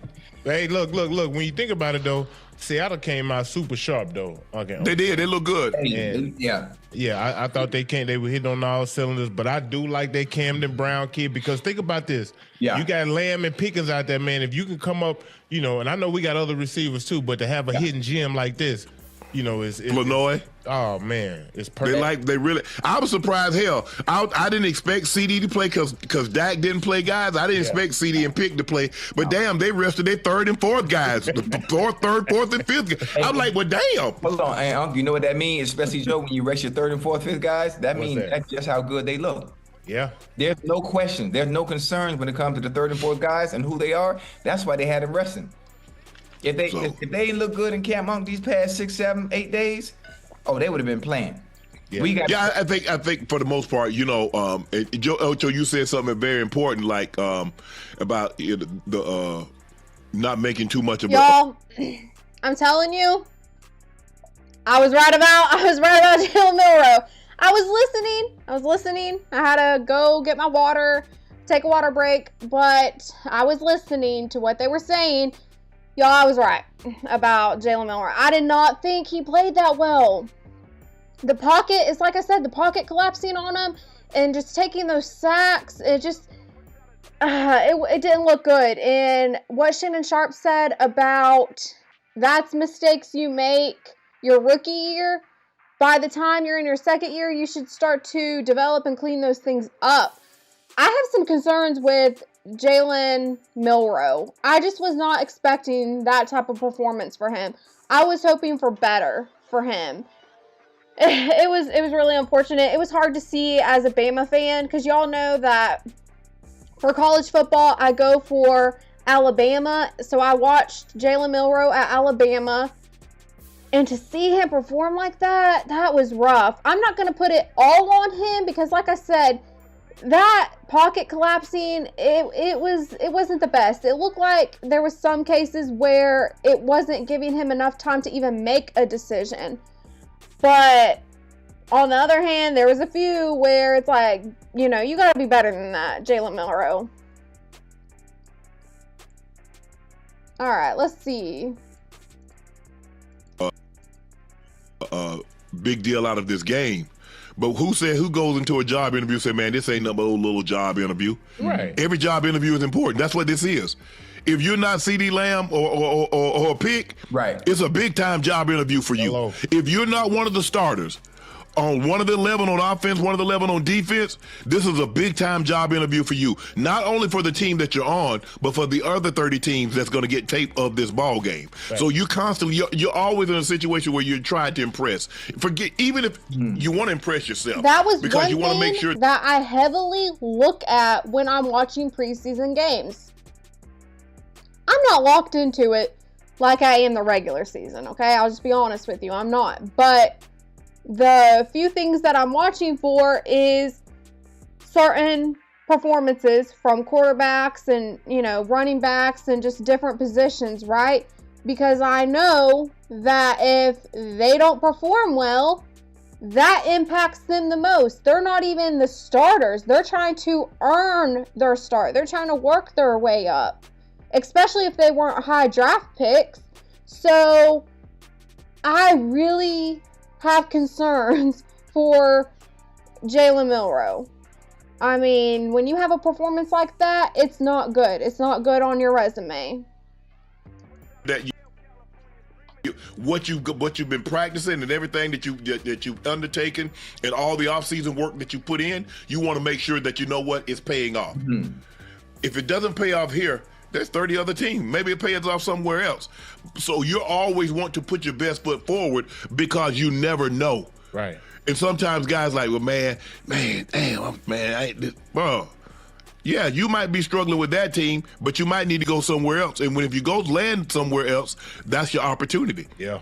But I agree with you guys. I thought Seattle came out, looked really good. They looked really sharp. 1, 2, 3, ball was out. 1, 2, 3, balls out. Guys made plays. I like the Drew Lock stepped up in the pocket, scrambled, picked up a first down. I like that. Made a big time throw. Guy got held, still made a big time throw. The guy caught the football. But I think Dallas' response. I was really impressed with Dallas' response to go right back down the field, even though they didn't score a touchdown. But the first, I mean, think about it. Seattle had the ball for like over almost 8 minutes. Then Dallas get the ball and then give the ball back to him till 12 minutes left in the second quarter. Yeah, see, what I watched at first, it was a different story because I was just like, yeah, I'm not going to stick around for this. I'm not going to watch because I just wasn't impressed with it at first. But then seeing the highlights and everything, I was like, oh, they came back. They really showed out. But am I that impressed with it where I'm saying we're going to the Super Bowl? Absolutely not. Damn.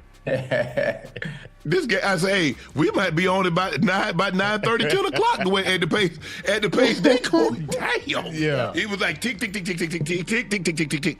But I like, you know, in a situation like that, the ball is moving, the clock steadily moves. You like games like this here. You can get into a rhythm. It just not a whole looked like lot a of slow start from Dallas. Okay, I will say that.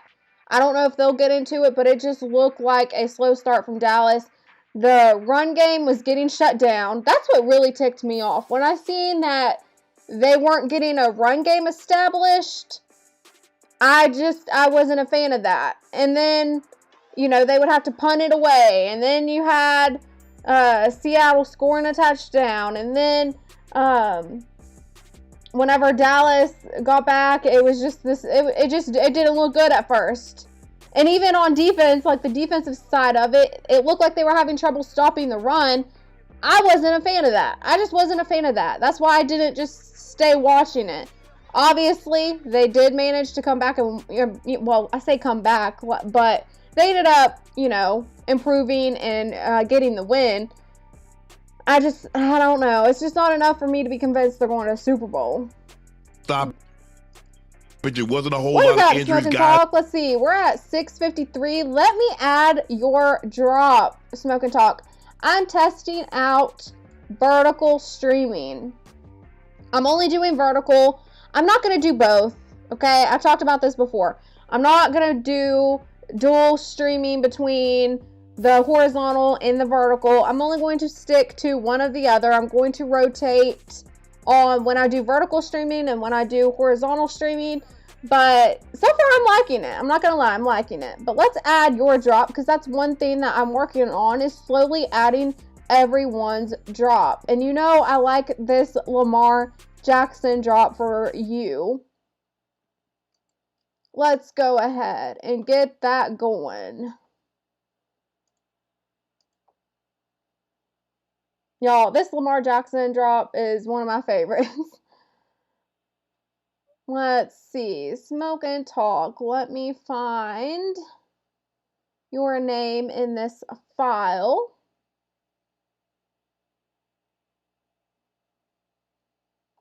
Hopefully I labeled it Smoke and Talk. That's my one thing. My one issue is I never remember what... Okay, I did label it Smoke and Talk. Lamar Jackson, ball to you. Now, let me add the sound for me. And I'm going to resize this as well. Let's see. There we go.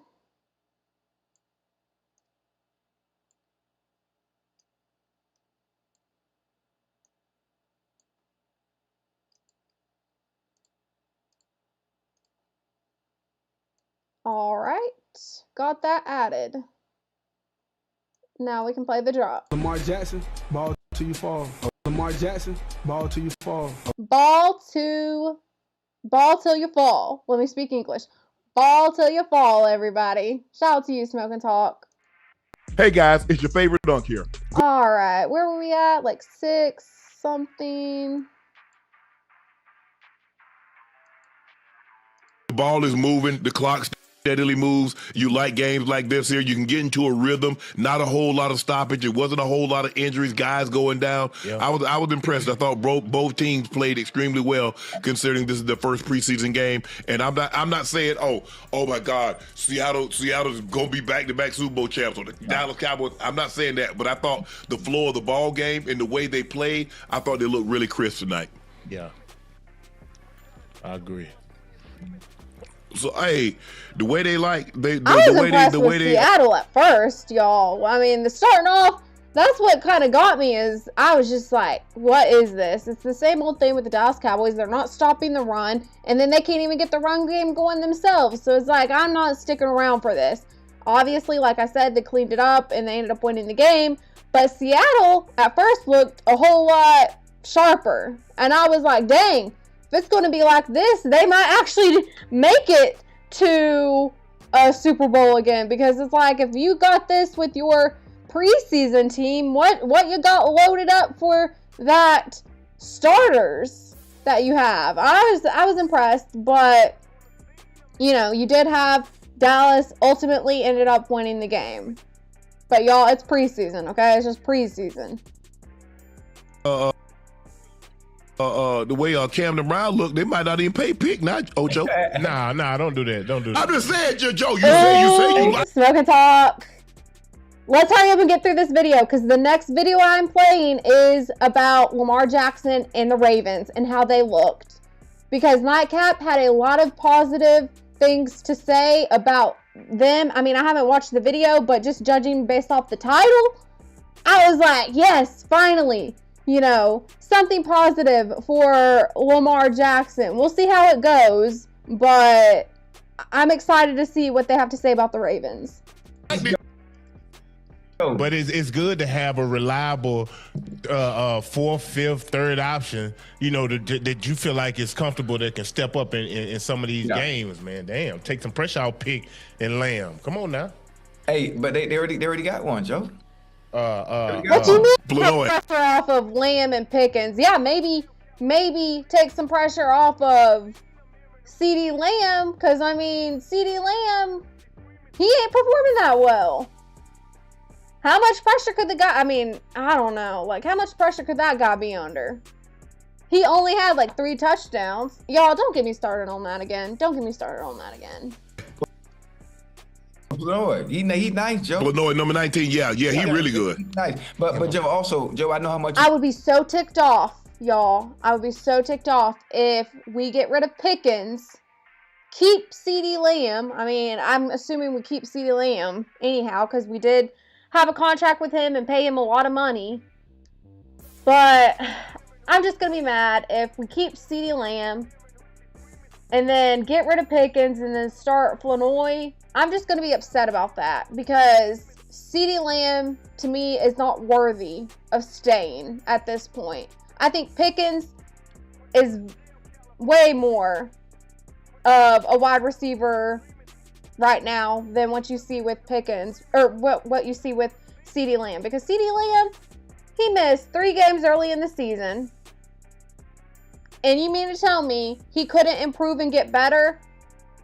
Work on his mechanics? Like, how? Like, how is this possible? Only 3 touchdowns, while Pickens had 9.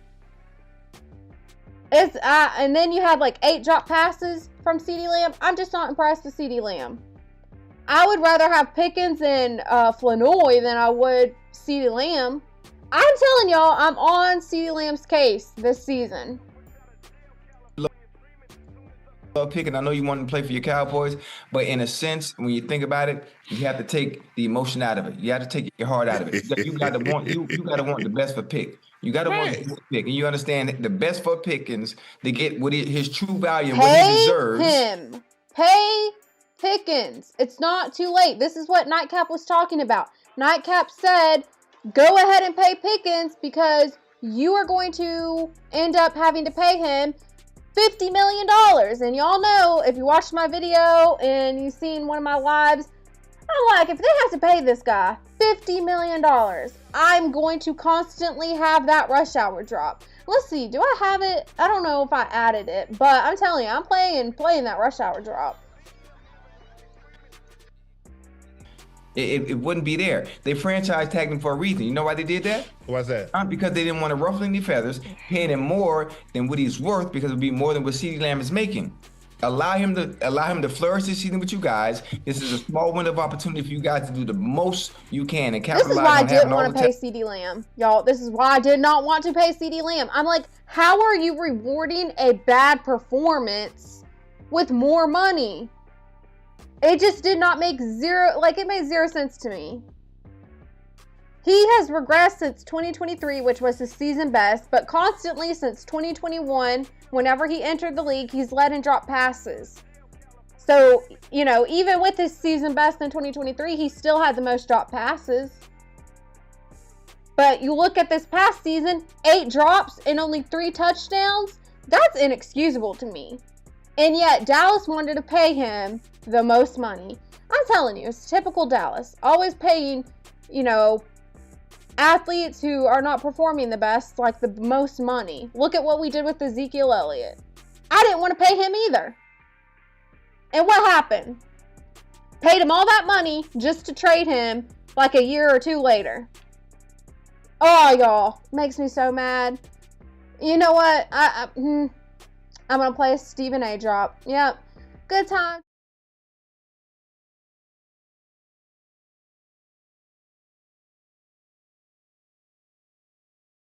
I'm so sick of these people. You know, Hey guys, it's your favorite All right, dunk let's here. go back to it.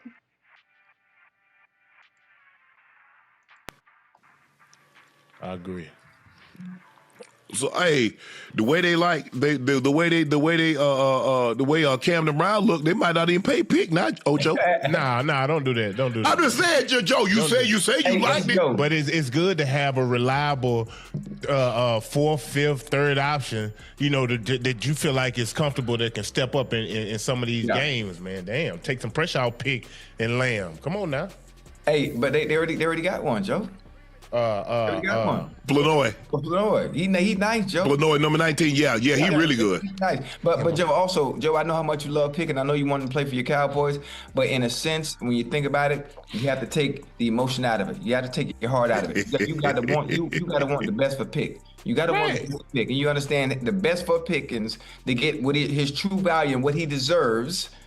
It wouldn't be there. They franchise tagged him for a reason. You know why they did that? Why's that? Because they didn't want to ruffle any feathers, paying him more than what he's worth because it would be more than what CeeDee Lamb is making. Allow him to flourish this season with you guys. This is a small window of opportunity for you guys to do the most you can and capitalize on having all the talent you do.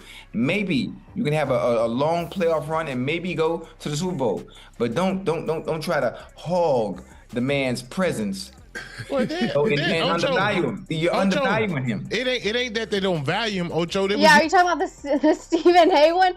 I need to send Cree that one. Yeah, I definitely should send. I'll send it to Cree, okay? Just remind me because I am forgetful. Make sure you text me or send me a message or something because I will forget. I will forget. I'm a forgetful person. So just remind me to send that to her and she'll have it. You just been with us for 1 year. Damn, can we see something else? You gonna see it this year. Okay. Hold on. Listen to me. George Pickens is a $45 million wide receiver. He has that kind of skill set. He brings that to a team. That's what his value is, right? He's being underpaid this year, even though he's making 27. Chad, I mean no disrespect. I'm speaking in NFL terms of the top receivers in the NFL on what he's making. That's all, Joe. So listen, let Pick have his fun this year. He's gonna go bananas this year. Okay? I hope so. Jerry's not going to be able to afford it because you still got to pay Dak. Hold up. Don't tell me what Jerry can't afford. Don't tell me that. Don't tell me what he can't afford. What you mean? That man pockets run deep, huh? They deep. Joe, there's a salary cap, Joe. Damn that salary cap. Huh? We gonna make. He said, "Dang that salary cap! To heck with that salary cap!" I mean, he's got a point because Jerry Jones, the Dallas Cowboys just made $15.5 billion off of that team. He ain't hurting for money. Pick one of them old Kawhi deals. You hear me? Allegedly, one of those Kawhi deals where you go to a dealership and sign autographs. Yeah, that's another. Man, he's spilling some tea. Some things that go on behind the scenes of the NFL and these little private deals. I mean, I don't know if you could still get away with it nowadays, but man, $3 million. Jerry got a bunch of things going on in Dallas. He ain't just a football guy. Jerry worth a lot of money, so he got a lot of things going on. They find ways. Hey, CD, I got this old abandoned house over there, really nice. Go shake the mattress. Couple of million fall up out of there. Hey, I got a question too, huh? No, not the turnover or ruffle any feather. Do you think stuff like that happen for elite players and there's a salary cap issue and they deserve more than what they get? You think they do that sometime? They probably put stuff. They probably like most of the time. Ocho, what they do is like, okay, I want a suite in my contract. You know what I'm saying? The quarterbacks. Right. I bet you all the quarterbacks got a suite in their contracts. Right. But they don't have to pay for it. But I don't. To that extent, the risk isn't worth the reward. Okay, that's what. Boy, Roger Goodell would hammer you if you circumvented the salary cap. Right. All the other owners would want Roger to come down so hard on whoever had done that. Right. Okay. Because remember what they did now when they had that uncapped year and Washington lost, $30 million. 30 million. I think the Cowboys lost 20-something million in cap space. Mm-hmm. So they whittle your cap space down. Let's just say, for the sake of argument, something of this magnitude, right? Where you circumvented the cap, in which they did. Man, I can see now in today's term they might take $50 million worth of cap space from you. What? It'd be a pretty penny. That would cripple your team and your chances of even competing. That's the whole objective, because you want punishment to be swift and harsh. It's not only for the team that did the act, it's to deter others from doing said acts. That's what punishment is meant to do. Yeah. Punishment should be swift and harsh, and it should be as a deterrent, because what you want to do, you want it to be so harsh and so brutal that nobody else would even think about. I feel like the punishment that you get in the NFL is definitely more strict than what we're seeing in college football. Y'all know I talk about in college football is the wild, wild west in college football, because there's no restrictions on these players. Look at what you've seen with Sorsby. Sorsby was going to be allowed to play for Texas Tech, and if it hadn't have been for him, leaving and then choosing to come back, getting allowed to come back, and then he said, well, never mind, I'm still going to leave. And then, he went back on that. If it hadn't have been for him, saying bye like the second or third time, we would have seen Sorsby play at Texas Tech. You just couldn't get away with that in the NFL, in my opinion. And it kind of showed that when Roger Goodell denied him from being able to have his supplemental draft that he wanted. Because once you get away with something, Ocho, like you open the floodgates. You say it's a copycat league. Oh, yeah.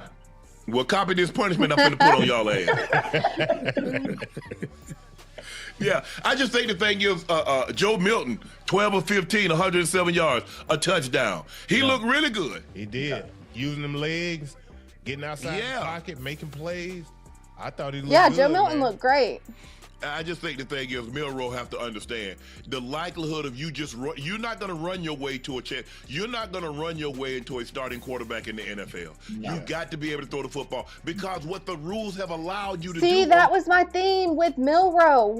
It's like, it reminded me so much of Jalen Hurts at his first year with Alabama. It just did not look the best. You can't always get it with your legs like you used to. I mean, you need to be more of a pocket passer these days. Yes, it's great if you could be a dual threat quarterback like he is, but you have to be making smart decisions. If you don't see anything there when you're scanning the field, if there's no options open for you and you don't see a good escape plan to make a play on the run, throw that ball away. And you only have like 9 seconds to do it, so you better do it quick. Joe, yes, you can't attack the quarterback like you once could. You can't attack the receiver like you once could. They encourage you to throw the football. But a clock has to go off, bro. You're not in practice. This is not 7-on-7 where you can just pat the ball and think you could just like, oh, it's going to be. I'm like, bro, what are you doing? Hey, take off. Take off. But he patted the ball, man. I was like, bro, that's too long. I don't know what kind of clock they got going in your head. Hey. He thinking his last result, hell, if he ain't got nobody open, Uncle Ocho, he can use them legs and go and get free. Yes, yes. Yeah, it wouldn't happen. The funny thing Well, about I mean, he did, to be fair to Jalen Milroe, he did have great run plays. I'll give him that. He did, escape the pocket and make good plays on the run, but it's like I said, you can't get away with that like you used to could. Now they expect you to be more of a pocket passer. Someone like that has the arm talent that he does have, he has to understand his value and being the asset for that team is being able to throw first. Yeah. Being able to throw first and having legs on the back end if necessary is a great thing. And not exactly not what first. Ocho said here. Exactly.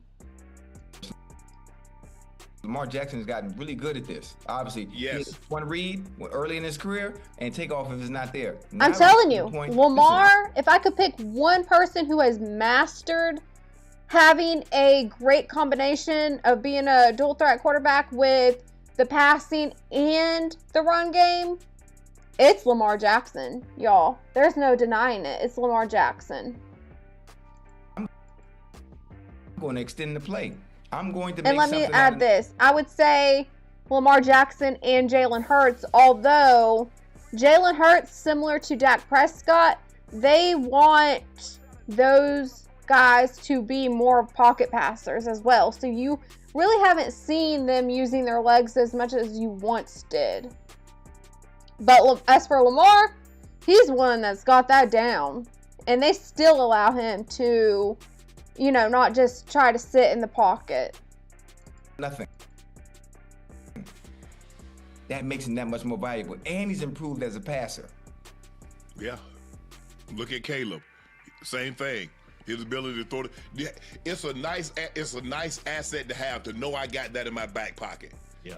You know what I'm saying? It's a nice, if I'm playing spades, to know we already got 3 books, we only supposed to get 4, and I got that big joke in my back pocket. Ooh. It's always a great feeling to have. Man. Everybody talking, oh, we about to set y'all, but they don't know what I know. I got that big joker. Yeah. I got that one that's on that bicycle, Joe. He sitting on that old big wheel bicycle. Yeah. I'm good. I'm just letting them talk. Yeah, boy, we pulling teeth. Yeah, give me that. Give me that. Then all of a sudden, I go and flip him on the deck. Man, what up, everybody? What's up, Chelsea? I agree. Lamar Jackson is a dual threat inside and out of the pocket. Exactly. He's one of the best to do it. In my opinion, he's mastered it at a pro level. And I can't really, after what I seen with Jalen Milroe, it was so sad to see. It was so sad to see because it was just like, what is going on? It's like this isn't what I'm used to seeing with him. I mean, on one hand, he did do great. The times that I did see him making those run plays, he did do great. But there were other times where it's like, throw the ball away. Throw that ball away. If you know that there's nothing there, and this is, like I said, something that Lamar Jackson has mastered. He knows when to throw that ball away. He knows when to give up on a play. He knows when he can find a little escape route and make a play on the run. He's the best to do it, in my opinion. But what I seen from Milroe, I was like, man, it just reminded me so much of Jalen Hurts' his first year at Alabama. Because you can't always expect it to, for you to get plays with your legs. And I feel like that's what he really relied on, was using his legs. But there were times, man, I will say that there were times where that pocket collapsed so fast on him that I don't think he really even had enough time to make a decision. Like, I seen that pocket collapse on all sides. There was 3 sides that I seen it was collapsing on him. You had, you know, well, let's see. I'm trying to think of your gaps. I want to say it was like maybe the A gap. It was just, it didn't matter. A gap, B gap, C gap. Like, it was like all of them were coming at him. And he had no escape whatsoever on all sides.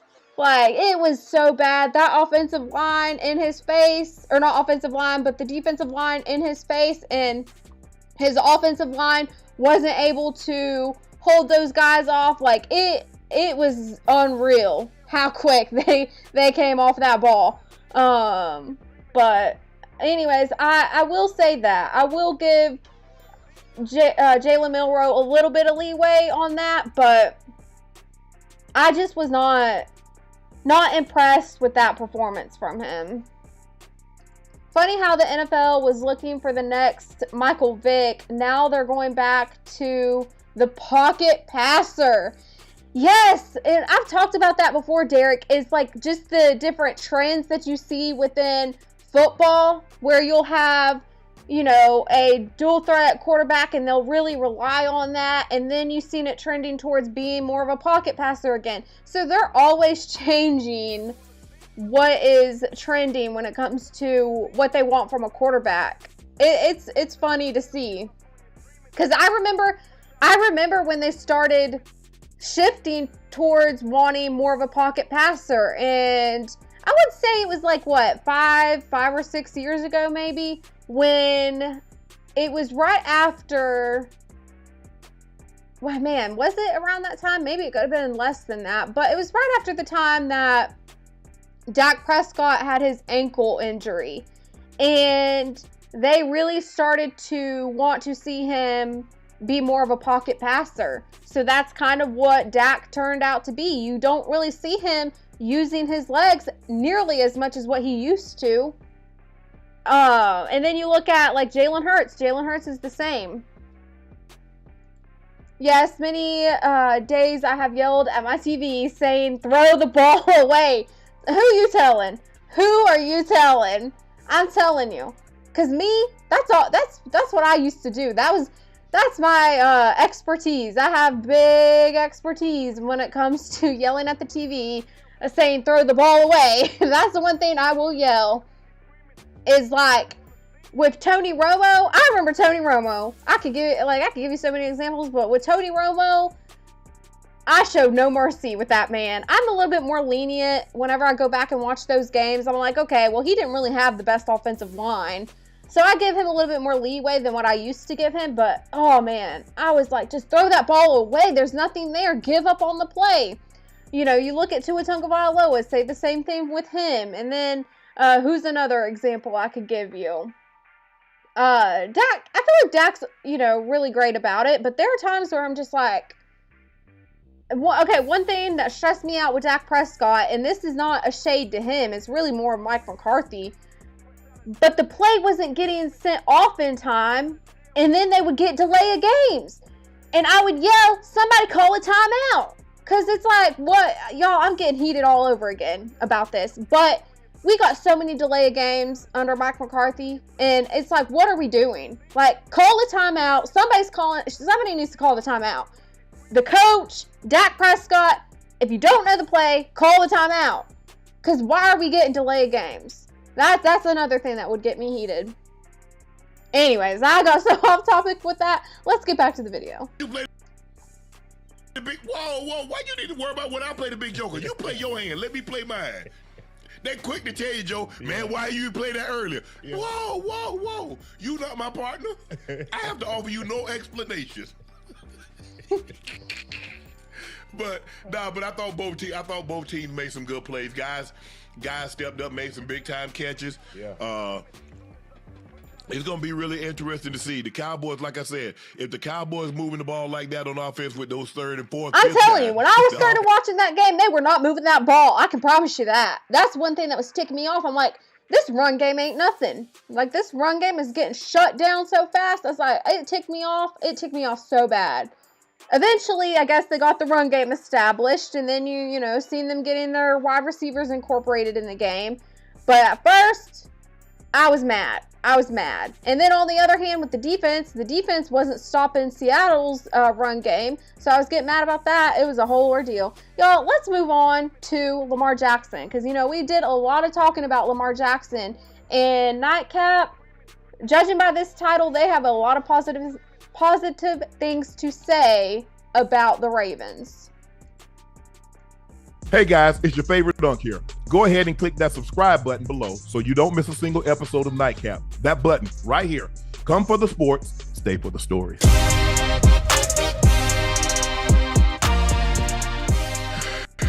Eagles and the Ravens. Ravens win 24-7. Ravens dominated the entire game. Eagles offense was non-existent despite most of the starters sitting. I forgot that the Ravens played the Eagles. I forgot about that.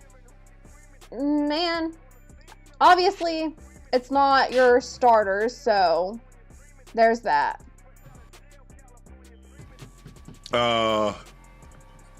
Ravens, 31 first down, the Eagles, 6. Jacoby Lane, Eagles rookie, looked like a real weapon. Thoughts on Jesse Minter? Jesse Minter is the new head coach of the Baltimore Ravens.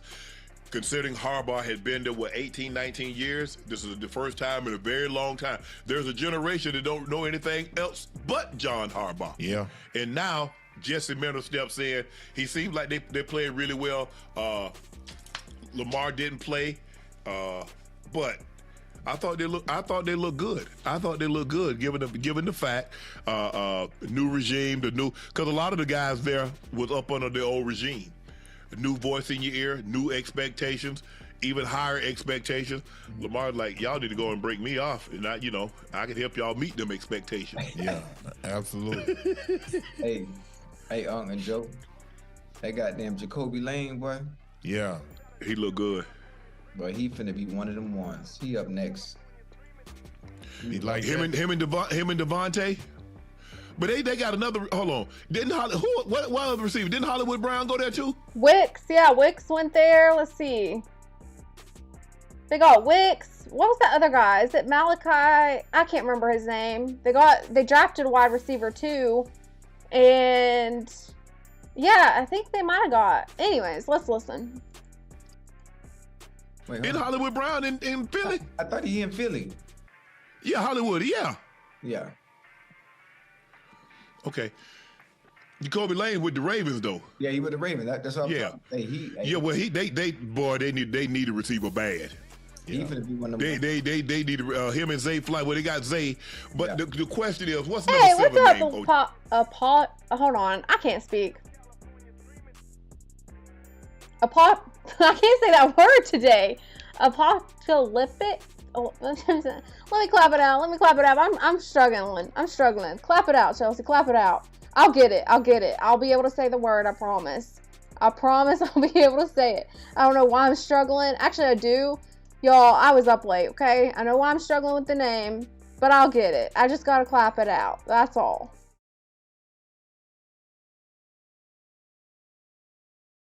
Clap it out. Clap it out. Clap it out. Clap it out. Clap it out.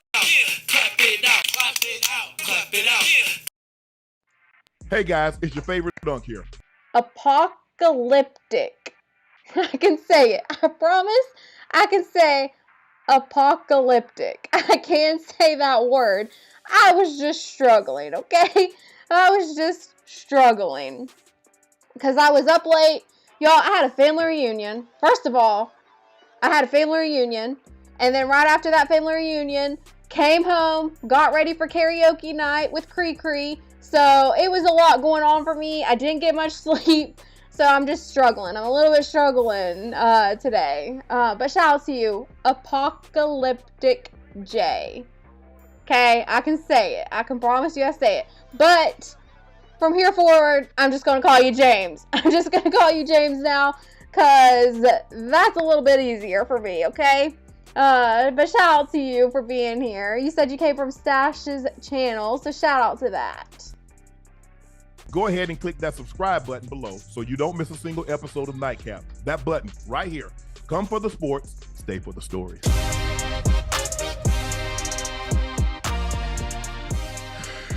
Eagles and the Ravens. Ravens win 24-7. Ravens dominated the entire game. Eagles offense was non-existent.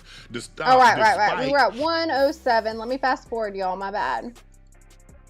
Because a lot of the guys there was up under the old regime.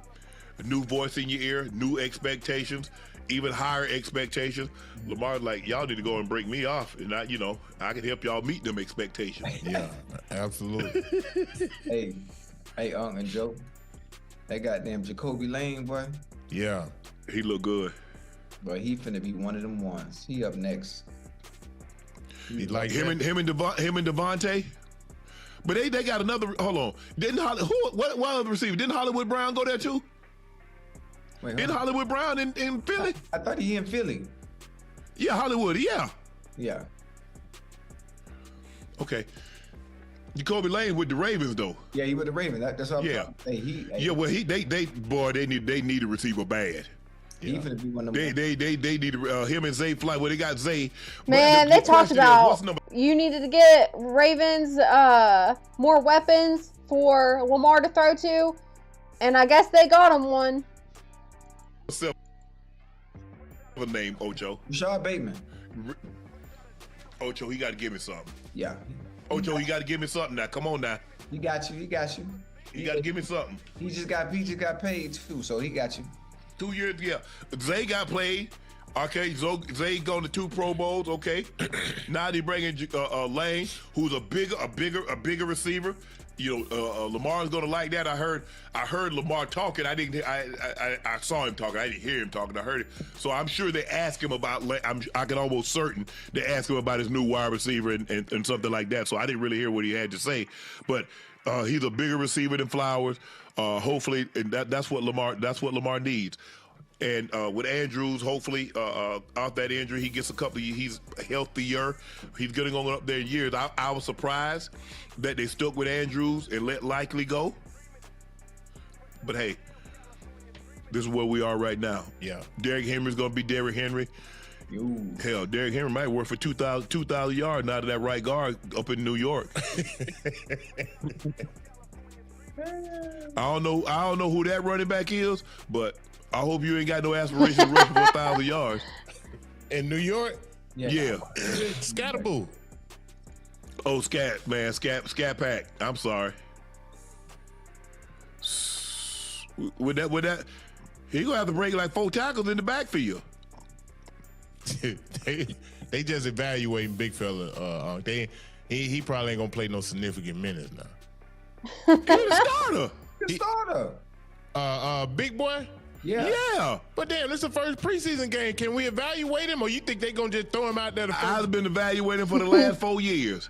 They just need a He's body, good bro. and terrible. It should be a crime to be that big and sorry. Punishable by at least 3 days in jail. Sharp, tell us how you really feel. Shots fired, y'all. Shots were fired. He said it should be a crime to be that big and sorry. Oh, man. Shot.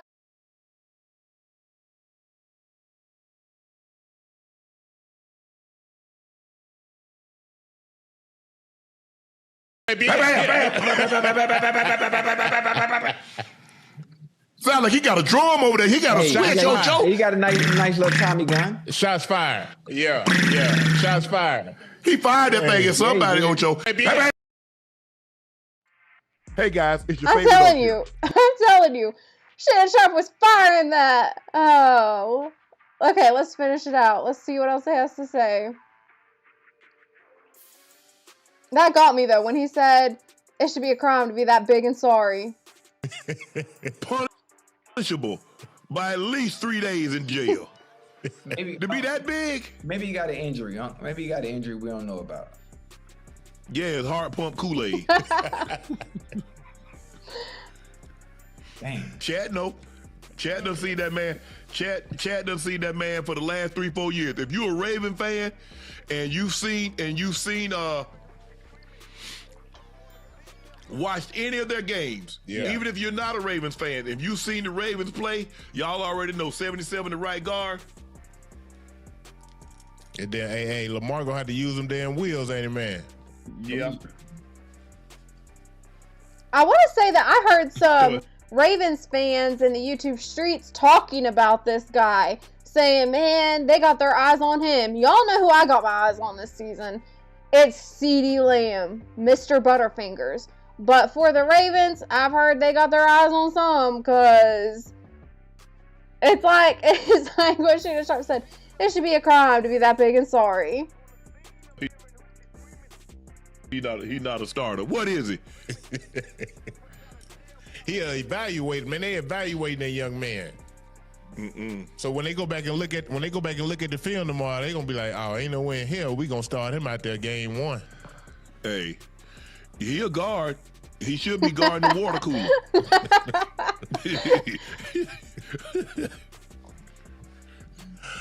Damn, boy. What? And I'm just laughing, man. He just, man. Every so often, but it's a constant reoccurrence with the same individual over and over and over. What happened? Hopefully he's fixed the issue. Who? How you say his last name? Falele? Yeah. Hopefully he's fixed the issue. Huh? Man, please. Ocho, you ever played in Philly? Preseason game, if I'm not mistaken. Matter of fact, T.O. first game in the preseason when T.O. his first game in Philly. So that had to be like 2004. Shout out T.O. I love T.O. I know that a lot of people give him some hate, but I love T.O. I know some Dallas fans, they'll hate on him, but I'm not one of them. I liked Terrell Owens. He was one of my top favorites. He went touchdown down the sideline, beat cover 2. McNabb hit him with a whole shot. I never forget. I think that might have been my only time in Philly. Yeah. I played twice. We got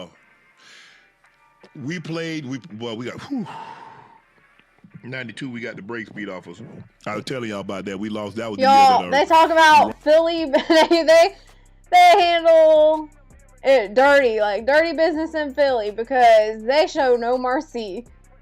I think it was like Troy Aikman telling stories about how they had snowballs with batteries in it. They show no mercy whatsoever. Those fans do not play. They stand on business when it comes to their team. And I'm not mad at it. I'm not mad at it. But it's funny. It's like, it reminds me of the Pistons, honestly. Y'all know what they say about how the Pistons are. It kind of gives you that type of impression when it comes to those Philly fans with the Eagles, because wow, the things that they do. Anyways, let's get back to this.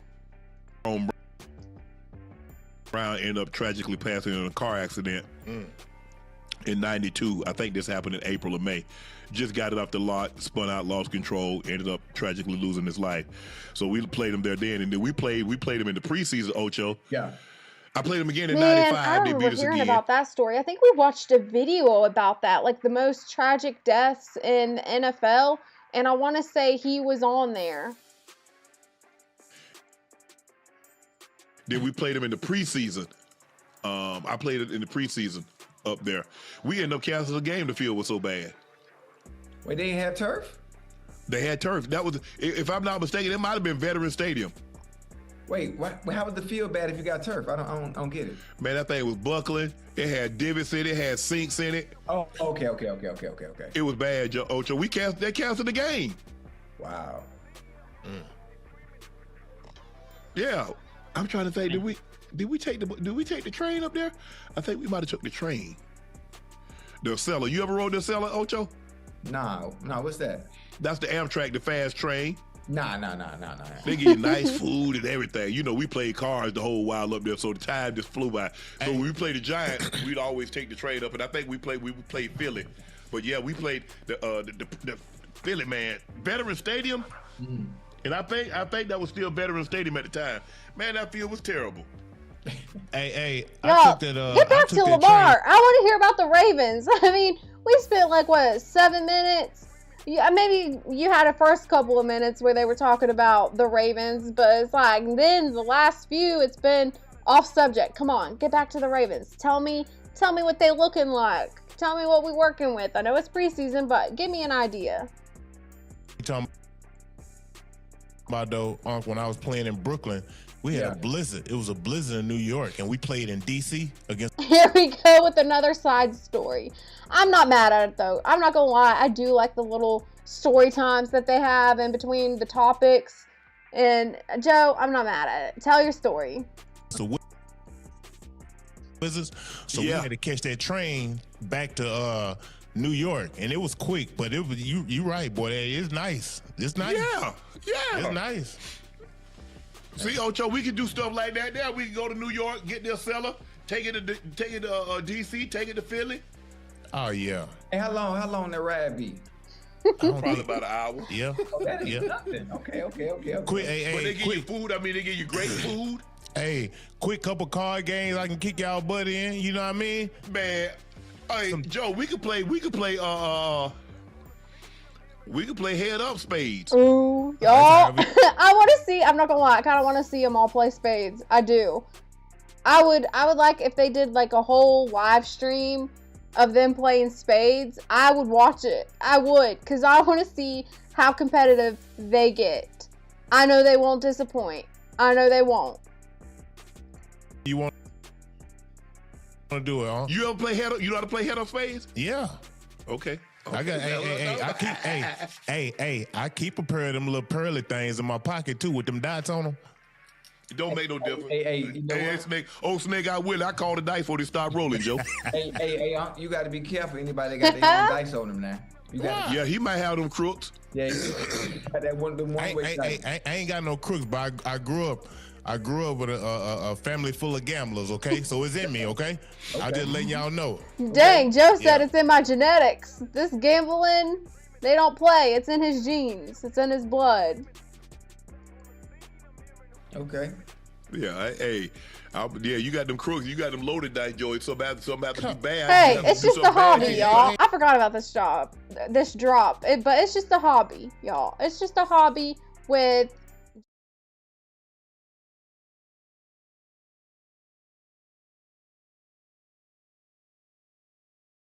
Do you have a gambling problem? No, I enjoy it. It's a hobby.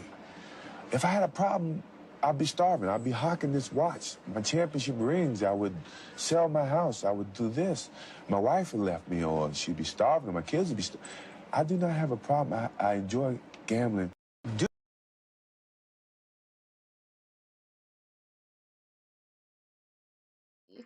Hey, guys, it's your favorite unk here. Go ahead. Like the type of brother who walking around with some loaded. I ain't got to beat you boys with no loaded dice, man. You boys free out here. I know I can get y'all. Crooks look all kind of ways. They look nice. Some of them look like they got 3 teeth in their head. Some of them women, yeah. Crook ain't no specific way a crook's supposed to look. No, man, I don't roll like that. Cause see, where I'm from, we catch you. They probably never find you again. They probably find you somewhere stinking somewhere. You know what I'm saying? Oh yeah, somebody beat the hell out you. Dang. Okay, it got serious. It got serious with how his family. Man, I would not be. I ain't wanting to gamble with his family. I'm just saying. It makes you, and even though you only cheated one hand, make you give up all the money you got. Hello. Make you give it up. Give it all. Give your money and your life up, okay? Hey. Yeah. You have to, man. You can't cheat. Hey. And people talk about, man, that ain't number $20. $20 to them is like 200,000. Yeah, absolutely. Hey, Ocho, man, listen.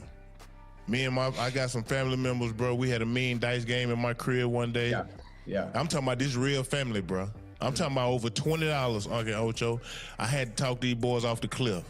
for Yeah. pulling out, Y'all. for pulling them tools Another sidetrack story, but this is a good one. out on each other. I'm like, $20? man, over $20, bro. Y'all serious right now? Because it's the principle about a lot of things, bro. Yes, sir. You're absolutely right. Yeah. Hey. It's so That's funny. why I had to stop hanging out. Cause I ended up, hey man, here's $200 for you, $200 for you. Nah, shop, it ain't even about the $200. It ain't, Right. it ain't even wasn't $200. Right. I gave more money than what they was even gambling. Hey, it's the principle. It's a principle, huh? Yeah, Principle it's the of the principle, matter, bro. Hey, if a dude feel like you done cheated him out of his money, I don't care if it was 5, 10, I'm talking about $20, Uncle Ocho, them folks ready to lose their life, man. Yeah. Sure will. Hey, Yeah. and you know it's so funny. Y'all talk about a dice game, and it made me think about one of my favorite movies. Chat. I'm not sure what the age group of the chat is. Some of them might remember, but ask your parents about the movie Stormy Weather. You remember Stormy Weather, Unc? I don't either. Yeah, Stormy Weather is a funny game about Lil Joe Johnson, about gambling. He had a problem with gambling, you know? Yeah. Ethel Waters in it, Lena Horne is in it as well. And I never forget them dice, them tricky dice. And I mean it's a great movie, man, about the Loaded Dice Crook. I don't think I've ever Crook, seen this movie. about the devil and the Lord and doing right, and oh man, it's a good. I don't want to tell it, but chat, if y'all ever have a chance, look at the movie Stormy Weather. Obviously it's black and white, it's way back in the days. You'll really enjoy it. You'll really enjoy that.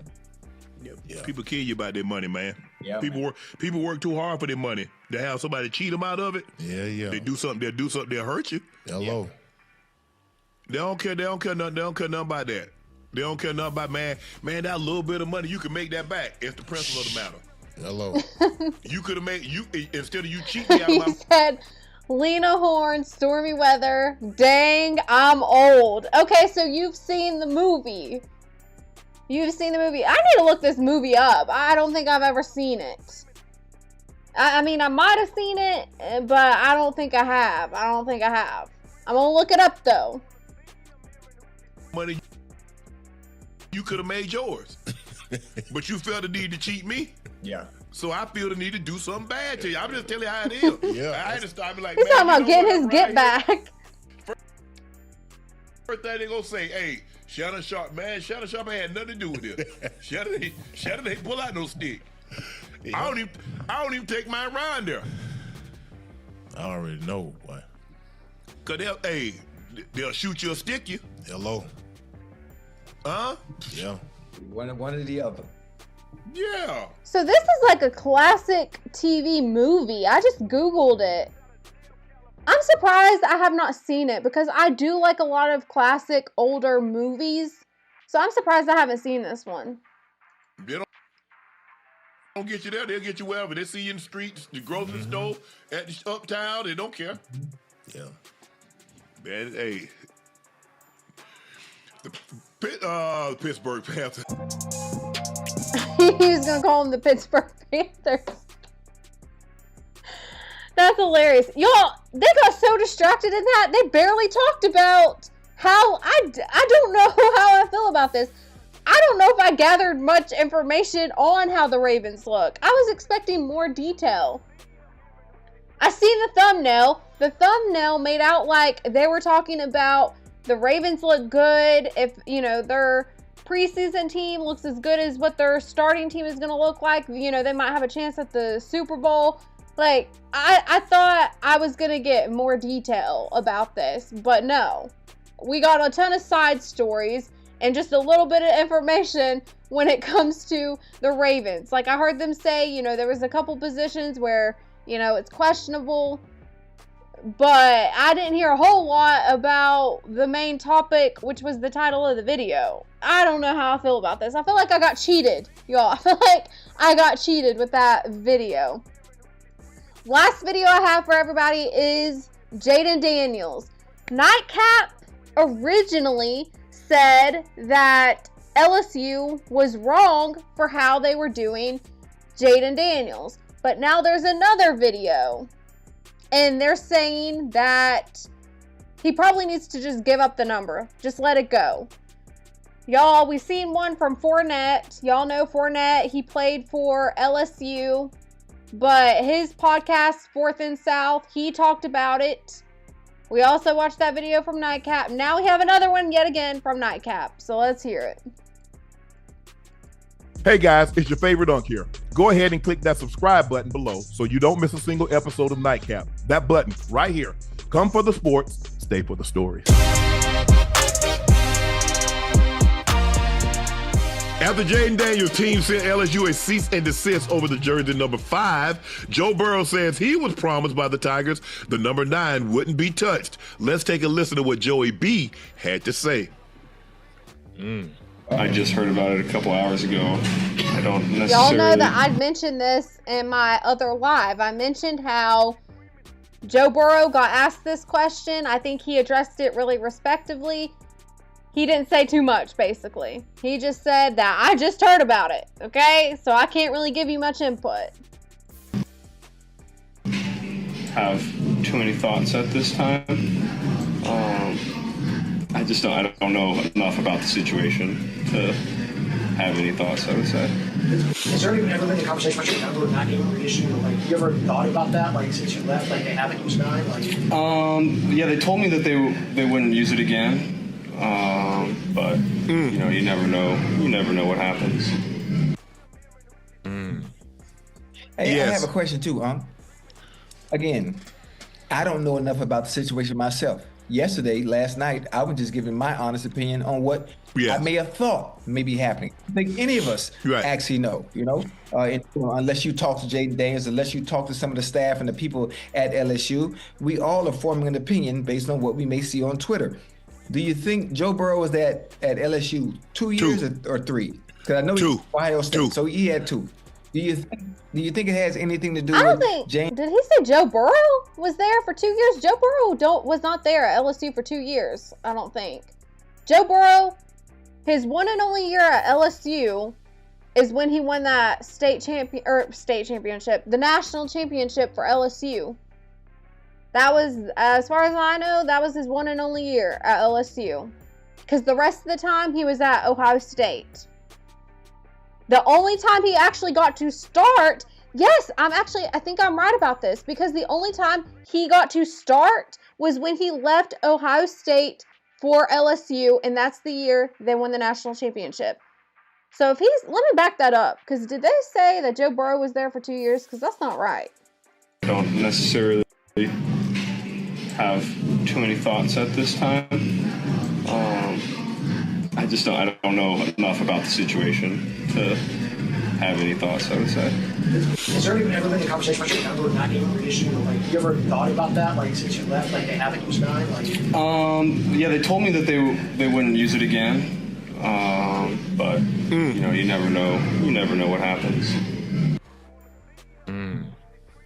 Hey, I have a question too, Again, I don't know enough about the situation myself. Last night, I was just giving my honest opinion on what I may have thought may be happening. I think any of us actually know, unless you talk to Jayden Daniels, unless you talk to some of the staff and the people at LSU, we all are forming an opinion based on what we may see on Twitter.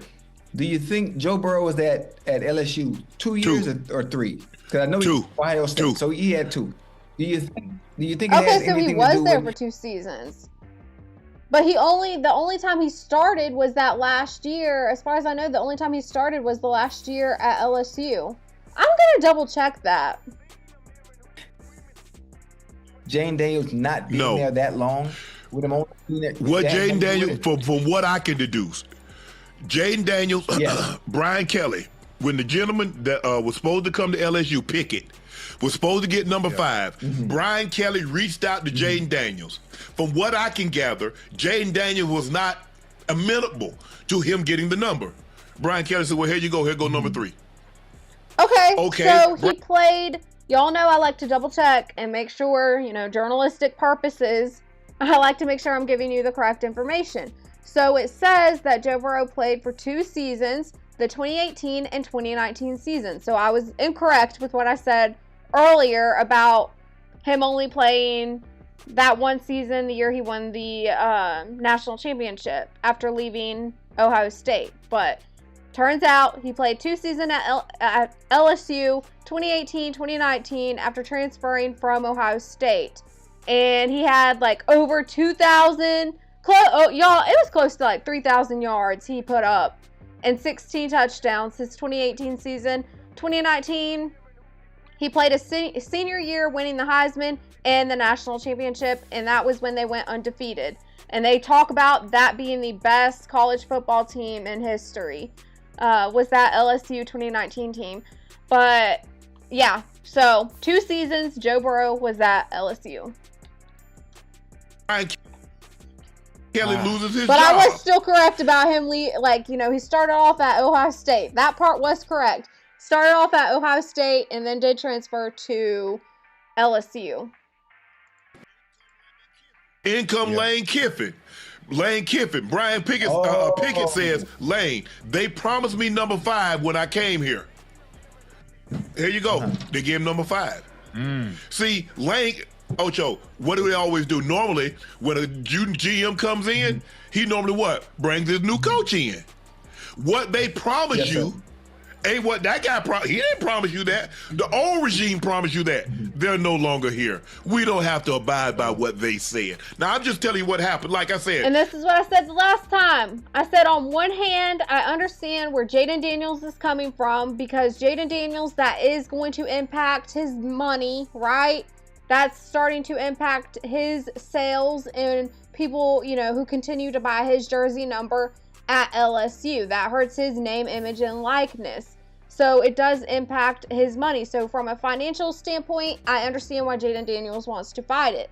That being said, when Brian Kelly left, I say, he was fired. But when Brian Kelly was fired and Lane Kiffin took over, they weren't on the same page with that deal. They didn't make you that promise. Only Brian Kelly made you that promise. So when Lane Kiffin took over, it's like what Shannon Sharp's talking about. Brian Kelly made you the promise, not Lane Kiffin. So I don't know. On one hand, I see Jayden Daniels' side of it, but on the other hand, it's like college is so competitive and it's the wild, wild west of college football. You have to get these deals done any way you can nowadays. So I don't think you are going to be able to be promised a jersey these days. Not if a coach is trying to recruit top talent. I mean, it's so competitive. They need to recruit top talent. And one of the ways they're trying to get it is by saying, hey, you get this jersey number if you come play for us. You can be guaranteed to have that jersey number. So I think, like I said, Jayden Daniels, he might need to let this one go. And even Joe Burrow, shout out to Joe Burrow. Joe Burrow said early on that he was promised his jersey number, but he even said nowadays it's so crazy in college football that, you don't know if that's going to continue, if that promise is going to hold up.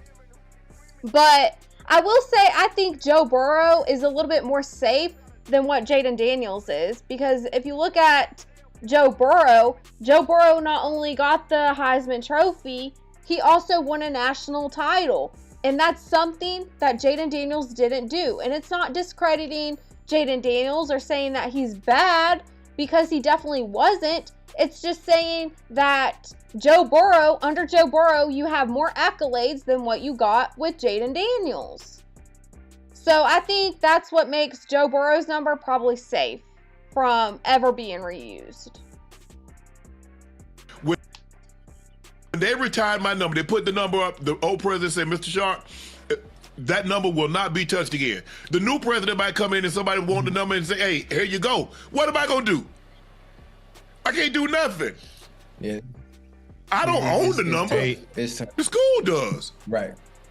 Absolutely. And this goes back to what Fournette said. Leonard Fournette, who played for LSU. He said that, I didn't own the number. Like, yeah, it impacts my name, image, and likeness, but I didn't own the number. The school owns the number. So his number 7 is going to get reused. It's a popular number. It's a number that many top talent want to play under, especially that being at LSU, because Fournette talked about how that is an iconic number at LSU, is having that number 7. So he knew right off the bat that, you know, his number at LSU probably wasn't going to get retired to him. But do y'all think they made Jayden Daniels promises like they did Joe Burrow? Joe Burrow said they told him, they wouldn't nobody would. But you heard what he said. But you never know. Like I said, but did they tell? But did they tell Jayden Daniels that too though? Probably. But who told him? If I ain't there no more, I told, hey, I will love you forever. That's what your old husband told you. That's what. I love Shannon Sharp's little references, because that's truth. That's truth. You know, that was the old husband that told you that he loved you. That's not your new husband. What you got with your old husband ain't what you get with your new husband, okay? And Brian Kelly, he's an ex. He's an ex at LSU now. You're now married to Lane Kiffin. Lane Kiffin didn't have you on his team. You didn't play under Lane Kiffin. Lane Kiffin don't owe you anything, really. I mean, I'm with Shannon Sharp on that. The old boyfriend told you. Right. That ain't what I told you. Right. I'm Luther Vandross. I told you I would love you only for one night. Yeah. Yeah. Hey, I don't. I mean, to me, honestly, I mean, it is just a number. It is just college. You played at LSU. You played. I mean, you played at Arizona State. I think now. Y'all, and people are questioning, was his mom behind this? And it really makes you wonder, what caused him to go after LSU this harshly? Because it wasn't just his jersey number, y'all. He was talking about his Heisman too. He was talking about, I want my Heisman back. Obviously, they physically don't have the actual Heisman trophy. You know, Jayden Daniels has the actual trophy. But the, credit that LSU takes for Jayden Daniels being at LSU, winning that Heisman, that's what he's wanting back. He's like, you all have no ties to that Heisman. Don't even speak on it. You are not allowed to speak on my time at LSU winning that Heisman. That's when I was like, okay, this is a little bit too extreme now. And this is why people are questioning, since Jayden Daniels' mom, heavily is involved with his career, they got eyes on her, like, who is really behind this? Is it you or is it your mom? Me personally, y'all know what I said last time. I didn't think this was a smart move because Jayden Daniels already has so many eyes on him right now. You already have Dan Quinn on the hot seat. That hot seat list that was released, they had Dan Quinn on it. They're saying if Dan Quinn don't perform well, he's out of there. Now who's next? If they address a coaching problem, but your quarterback is still not performing the way you want him to, they have their eyes on Jayden Daniels too. It's similar to what you see with the Buffalo Bills. What did they do? They said, we're going to get y'all a new coach. Bye-bye, Sean McVay. Sean McVay was their coach. They said, adios to you. And they brought in a new head coach. But now what are they saying? They're saying if Josh Allen doesn't perform well, they now got their eyes on Josh Allen. It wasn't really, they addressed the coaching problem, but if Josh Allen still can't get something done, it's on him now. That's what they're doing to Jayden Daniels. And I thought when this news came out, I was like, this is like the worst time possible for you to be having some sort of negative attention on you. Let's see what you said. Wow, Leonard Fournette, aka Playoff Lenny. Haven't heard his name in a long time. He was a dog. Yeah, he was a dog running back. Now, Real to Sports, he has a podcast. He has a podcast called Fourth and South. and I watched that. I reacted to one of his videos that he did covering this Jayden Daniels topic because he gave his thoughts on it. So check out his podcast, 4th and South. You wouldn't look too much into it because now you're in the NFL. You become much bigger than just that number 5 in general. You become much bigger than that. You know, you represent an organization. You're the face of a franchise.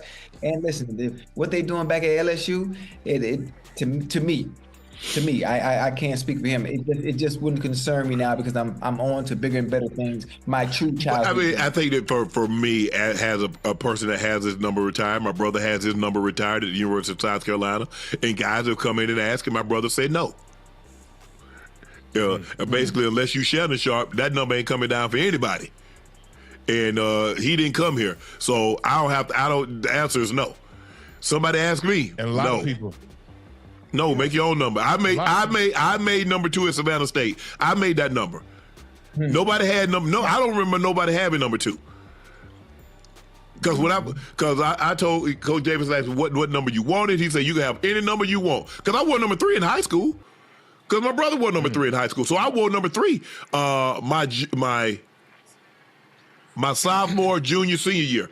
Because I had number 19 when my brother was there. He had number 3. Then once he left, I got 3. Once I got Coach Davis said, what number you want? You want number 3, son? I said, nah, I want 3, Coach. I said, I want 2.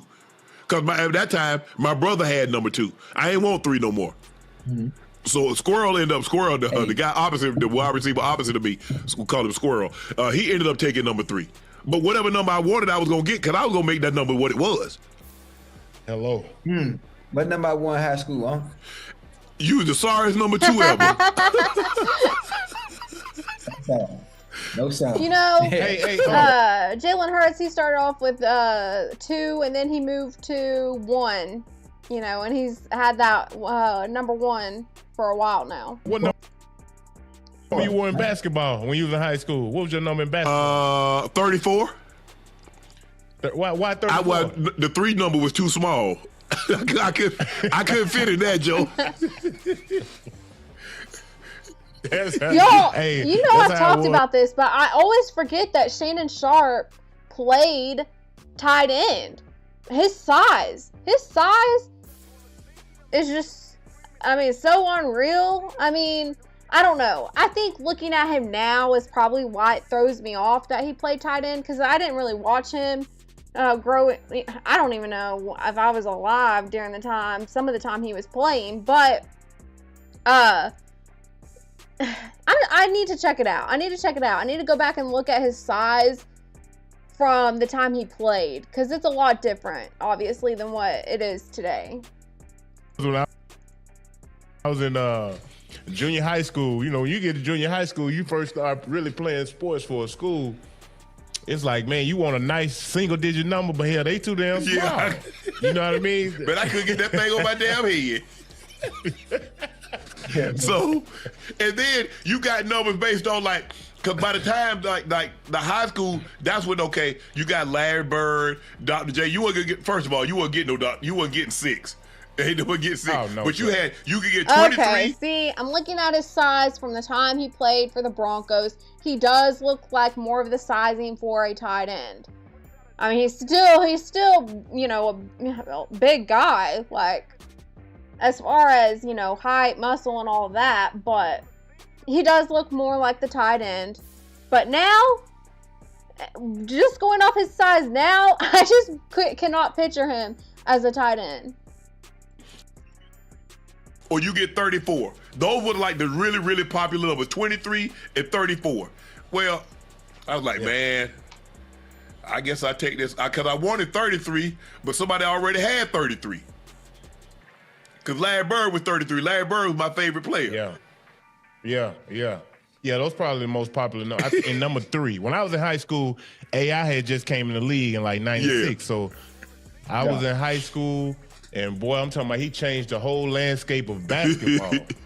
You know, because everybody wanted to wear 3. Everybody wanted braids. Everybody wanted the sleeve. And wanted that crossover. Yep. Boy, I worked on that crossover every damn day. Okay, Ocho, you hear me? Boy, what? And they were getting tatted up. That's it, yeah. Yeah, hey, when I was in high school, Uncle Ocho, they was talking about some, me and the guys on the team, they was like, hey, man, we gonna all go get our last name put on our You know arm. what? Man, I would say for me, I like numbers more of, significance. Like a lot of people would do their birthdays. A lot of them would do like some number tied to like family or, someone who had passed away. So I never really cared more for the 7, the 3, the popular numbers like that. I never really was into that. Damn last name. I know my last name. Yeah, I don't need a reminder. Hey, Johnson. Nah, I'm good. Nah. But Joe, you might be onto something. Joe Burrow said that that they promised, like, okay, we're not going to give 9 out. There's an absolute chance that they made the same assurances to Jayden Daniels. Hold up, even though Jayden Daniels didn't win a natty, right? Did he win a natty? He didn't win a natty at LSU, did he? One thing that I didn't think about, but I'm thinking about it now. The key factor, I think, is you got Brian Kelly out of there, right? He was fired. But who did they bring back that Joe Burrow had as his head coach? Y'all, they brought back Coach O. They brought back Coach O to LSU. Obviously, he's in some sort of advisement role, but they did bring him back. So I feel like Joe Burrow's number, I feel like it's safe. I feel like it's more safe, obviously, than Jayden Daniels. And Joe did. So that probably make a big difference, bro. Yeah. I know that Joe Burrow had the greatest single football season for a college quarterback ever. I said, look, you can make a case that he had the greatest college season ever, regardless of position. Me personally, I think it's Barry. You rush for 2,600 yards, Ocho, in 11 games. And when they don't count the 5 touchdowns, the 225 yards on 20 carries that you got in the bowl, that man almost rushed for 3,000 yards in 12 effing games. Yeah. Hey, that's that's special, Uncle Ocho. But them damn weapons Joe Burrow had at LSU with Chase and what's his name from Minnesota? Justin Jefferson. Hey, the funny thing about that 2019 LSU team, you can probably put that offense against any of the best defenses. Nebraska, the Hurricanes of the early 2000s. Who else was good back then, the Florida States. You could probably put that offense. Y'all, what did I say earlier? I said, what do they say about Joe Burrow's 2019 LSU national championship team? They say that is the best college football team in history. They went undefeated. You had Joe Burrow. I almost said Higgins. I'm thinking about the Bengals. But you had Joe Burrow, Jamar Chase, and Justin Jefferson. And they talk about how special that team was. I'm a little bit biased, though. I don't know if I could say that was the best team. To me, the best team was that national championship with Alabama when they came back and beat Georgia. I would say that was a special team. And then probably Mac Jones. Like one of Mac Jones's years, that was a special team. But I'm a little bit biased. Maybe I'm a little bit biased when it comes to that.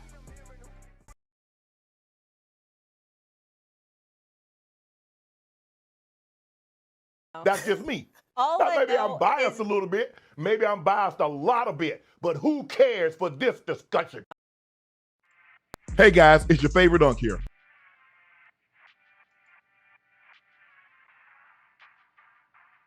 Oh yeah. Me, Joe, and Billy Cannon. And so I'm sure he's feeling some type of way about that. But the only thing is, the person that promised you that is no longer there. And so true story, I did the same thing. I remember Mike came in. Now, I redid my extension I got an extension in 93 because I signed my deal in 92. It was 2 years, 325 for $550. 2 years for $550, Ocho. So they told me, hey, Shannon, you play like we think you playing the way you're playing right now. We're going to tear this deal up. We're going to tear this deal up in 2 years. Damn. I'm like, okay, hey, what you mean? Then you going to tear it up? So I ended up going to the Pro Bowl in 93. I first team All-Pro in 93. I go to the Pro Bowl again in 94. I'm what I have, 87 catches. I think I finished like third in the league at AFC in catches that year, over 1,000 yards. So you know, Joe, I'm like, hey, Bucks, how about to go back to the table. Swear to God, you ask Mike Shannon, I wanted to say, hey, Mike, hey, they told me if I have a CA, I go back to the Pro Bowl, they gonna tear the contract up. He's like, 84, I didn't make that promise to you. Ooh. I hit it with that blue. I said, Mike, I ain't coming here trying to hustle you or nothing like that. I ain't got no GM hat on or nothing. I ain't coaching nobody. I'm just saying. He's like, Shannon. Right. He's 84. Hey, if I get up out of this trash, it's gonna be trouble. Hey, Joe, I said, man, I ain't trying to hustle you or nothing, Mike. Man, I know I ain't no coach. You know what I'm saying? I know I ain't got no general manager hat on. I don't own the team, but I'm just saying, I was just saying what was told to me. Yeah. You know what? As a matter of fact, this how convinced we are we're not gonna give you a new contract. We're gonna try to trade your ass. Damn. They did. All right, y'all. I think they're having another little story time. But, I think we can all agree that this Jayden Daniels season is going to be interesting. Let's close out with a motivational video. I'm ready to get me some dinner and get ready for Cree's show. So let's go ahead and close out with this motivational video. Stop comparing yourself to other people. Compare yourself to you. Be the best you could possibly be. And that's all you need to focus on. Be the best you could possibly be. I don't give a damn what they got going on. I don't give a damn what they got in the driveway. I don't give a damn what you pulling up to. I don't give a damn what you got around your neck or on your feet. Be the best you that you could possibly be. That's all God asks. Hey guys, it's your favorite dunk here. Y'all, that's what I am trying to do. I'm just trying to be the best me that I can be and continue to grow every day. I can only focus on what I can control to get better. I can't be focusing on other people and what they have going on. I got to stay in my lane and focus on this. So that's what I've been doing. I've been adding new things to just slowly grow and get better. I started doing the vertical streaming, obviously, set that up. I'm not going to do vertical and horizontal at the same time. I want to rotate between the two, do vertical streams and then do horizontal streams. So that's kind of my game plans here with that, but always trying to get better. Let's see. Good show, coach. The clip queen. Yeah, the clips. Hey, Real Sports. This show is sponsored by Cookout. If you know, you know. Y'all would have to go to Real Sports, check their channel out to get this joke that we have going on with that. But I am going to get out of here. I will catch you in the next one. Bye, guys.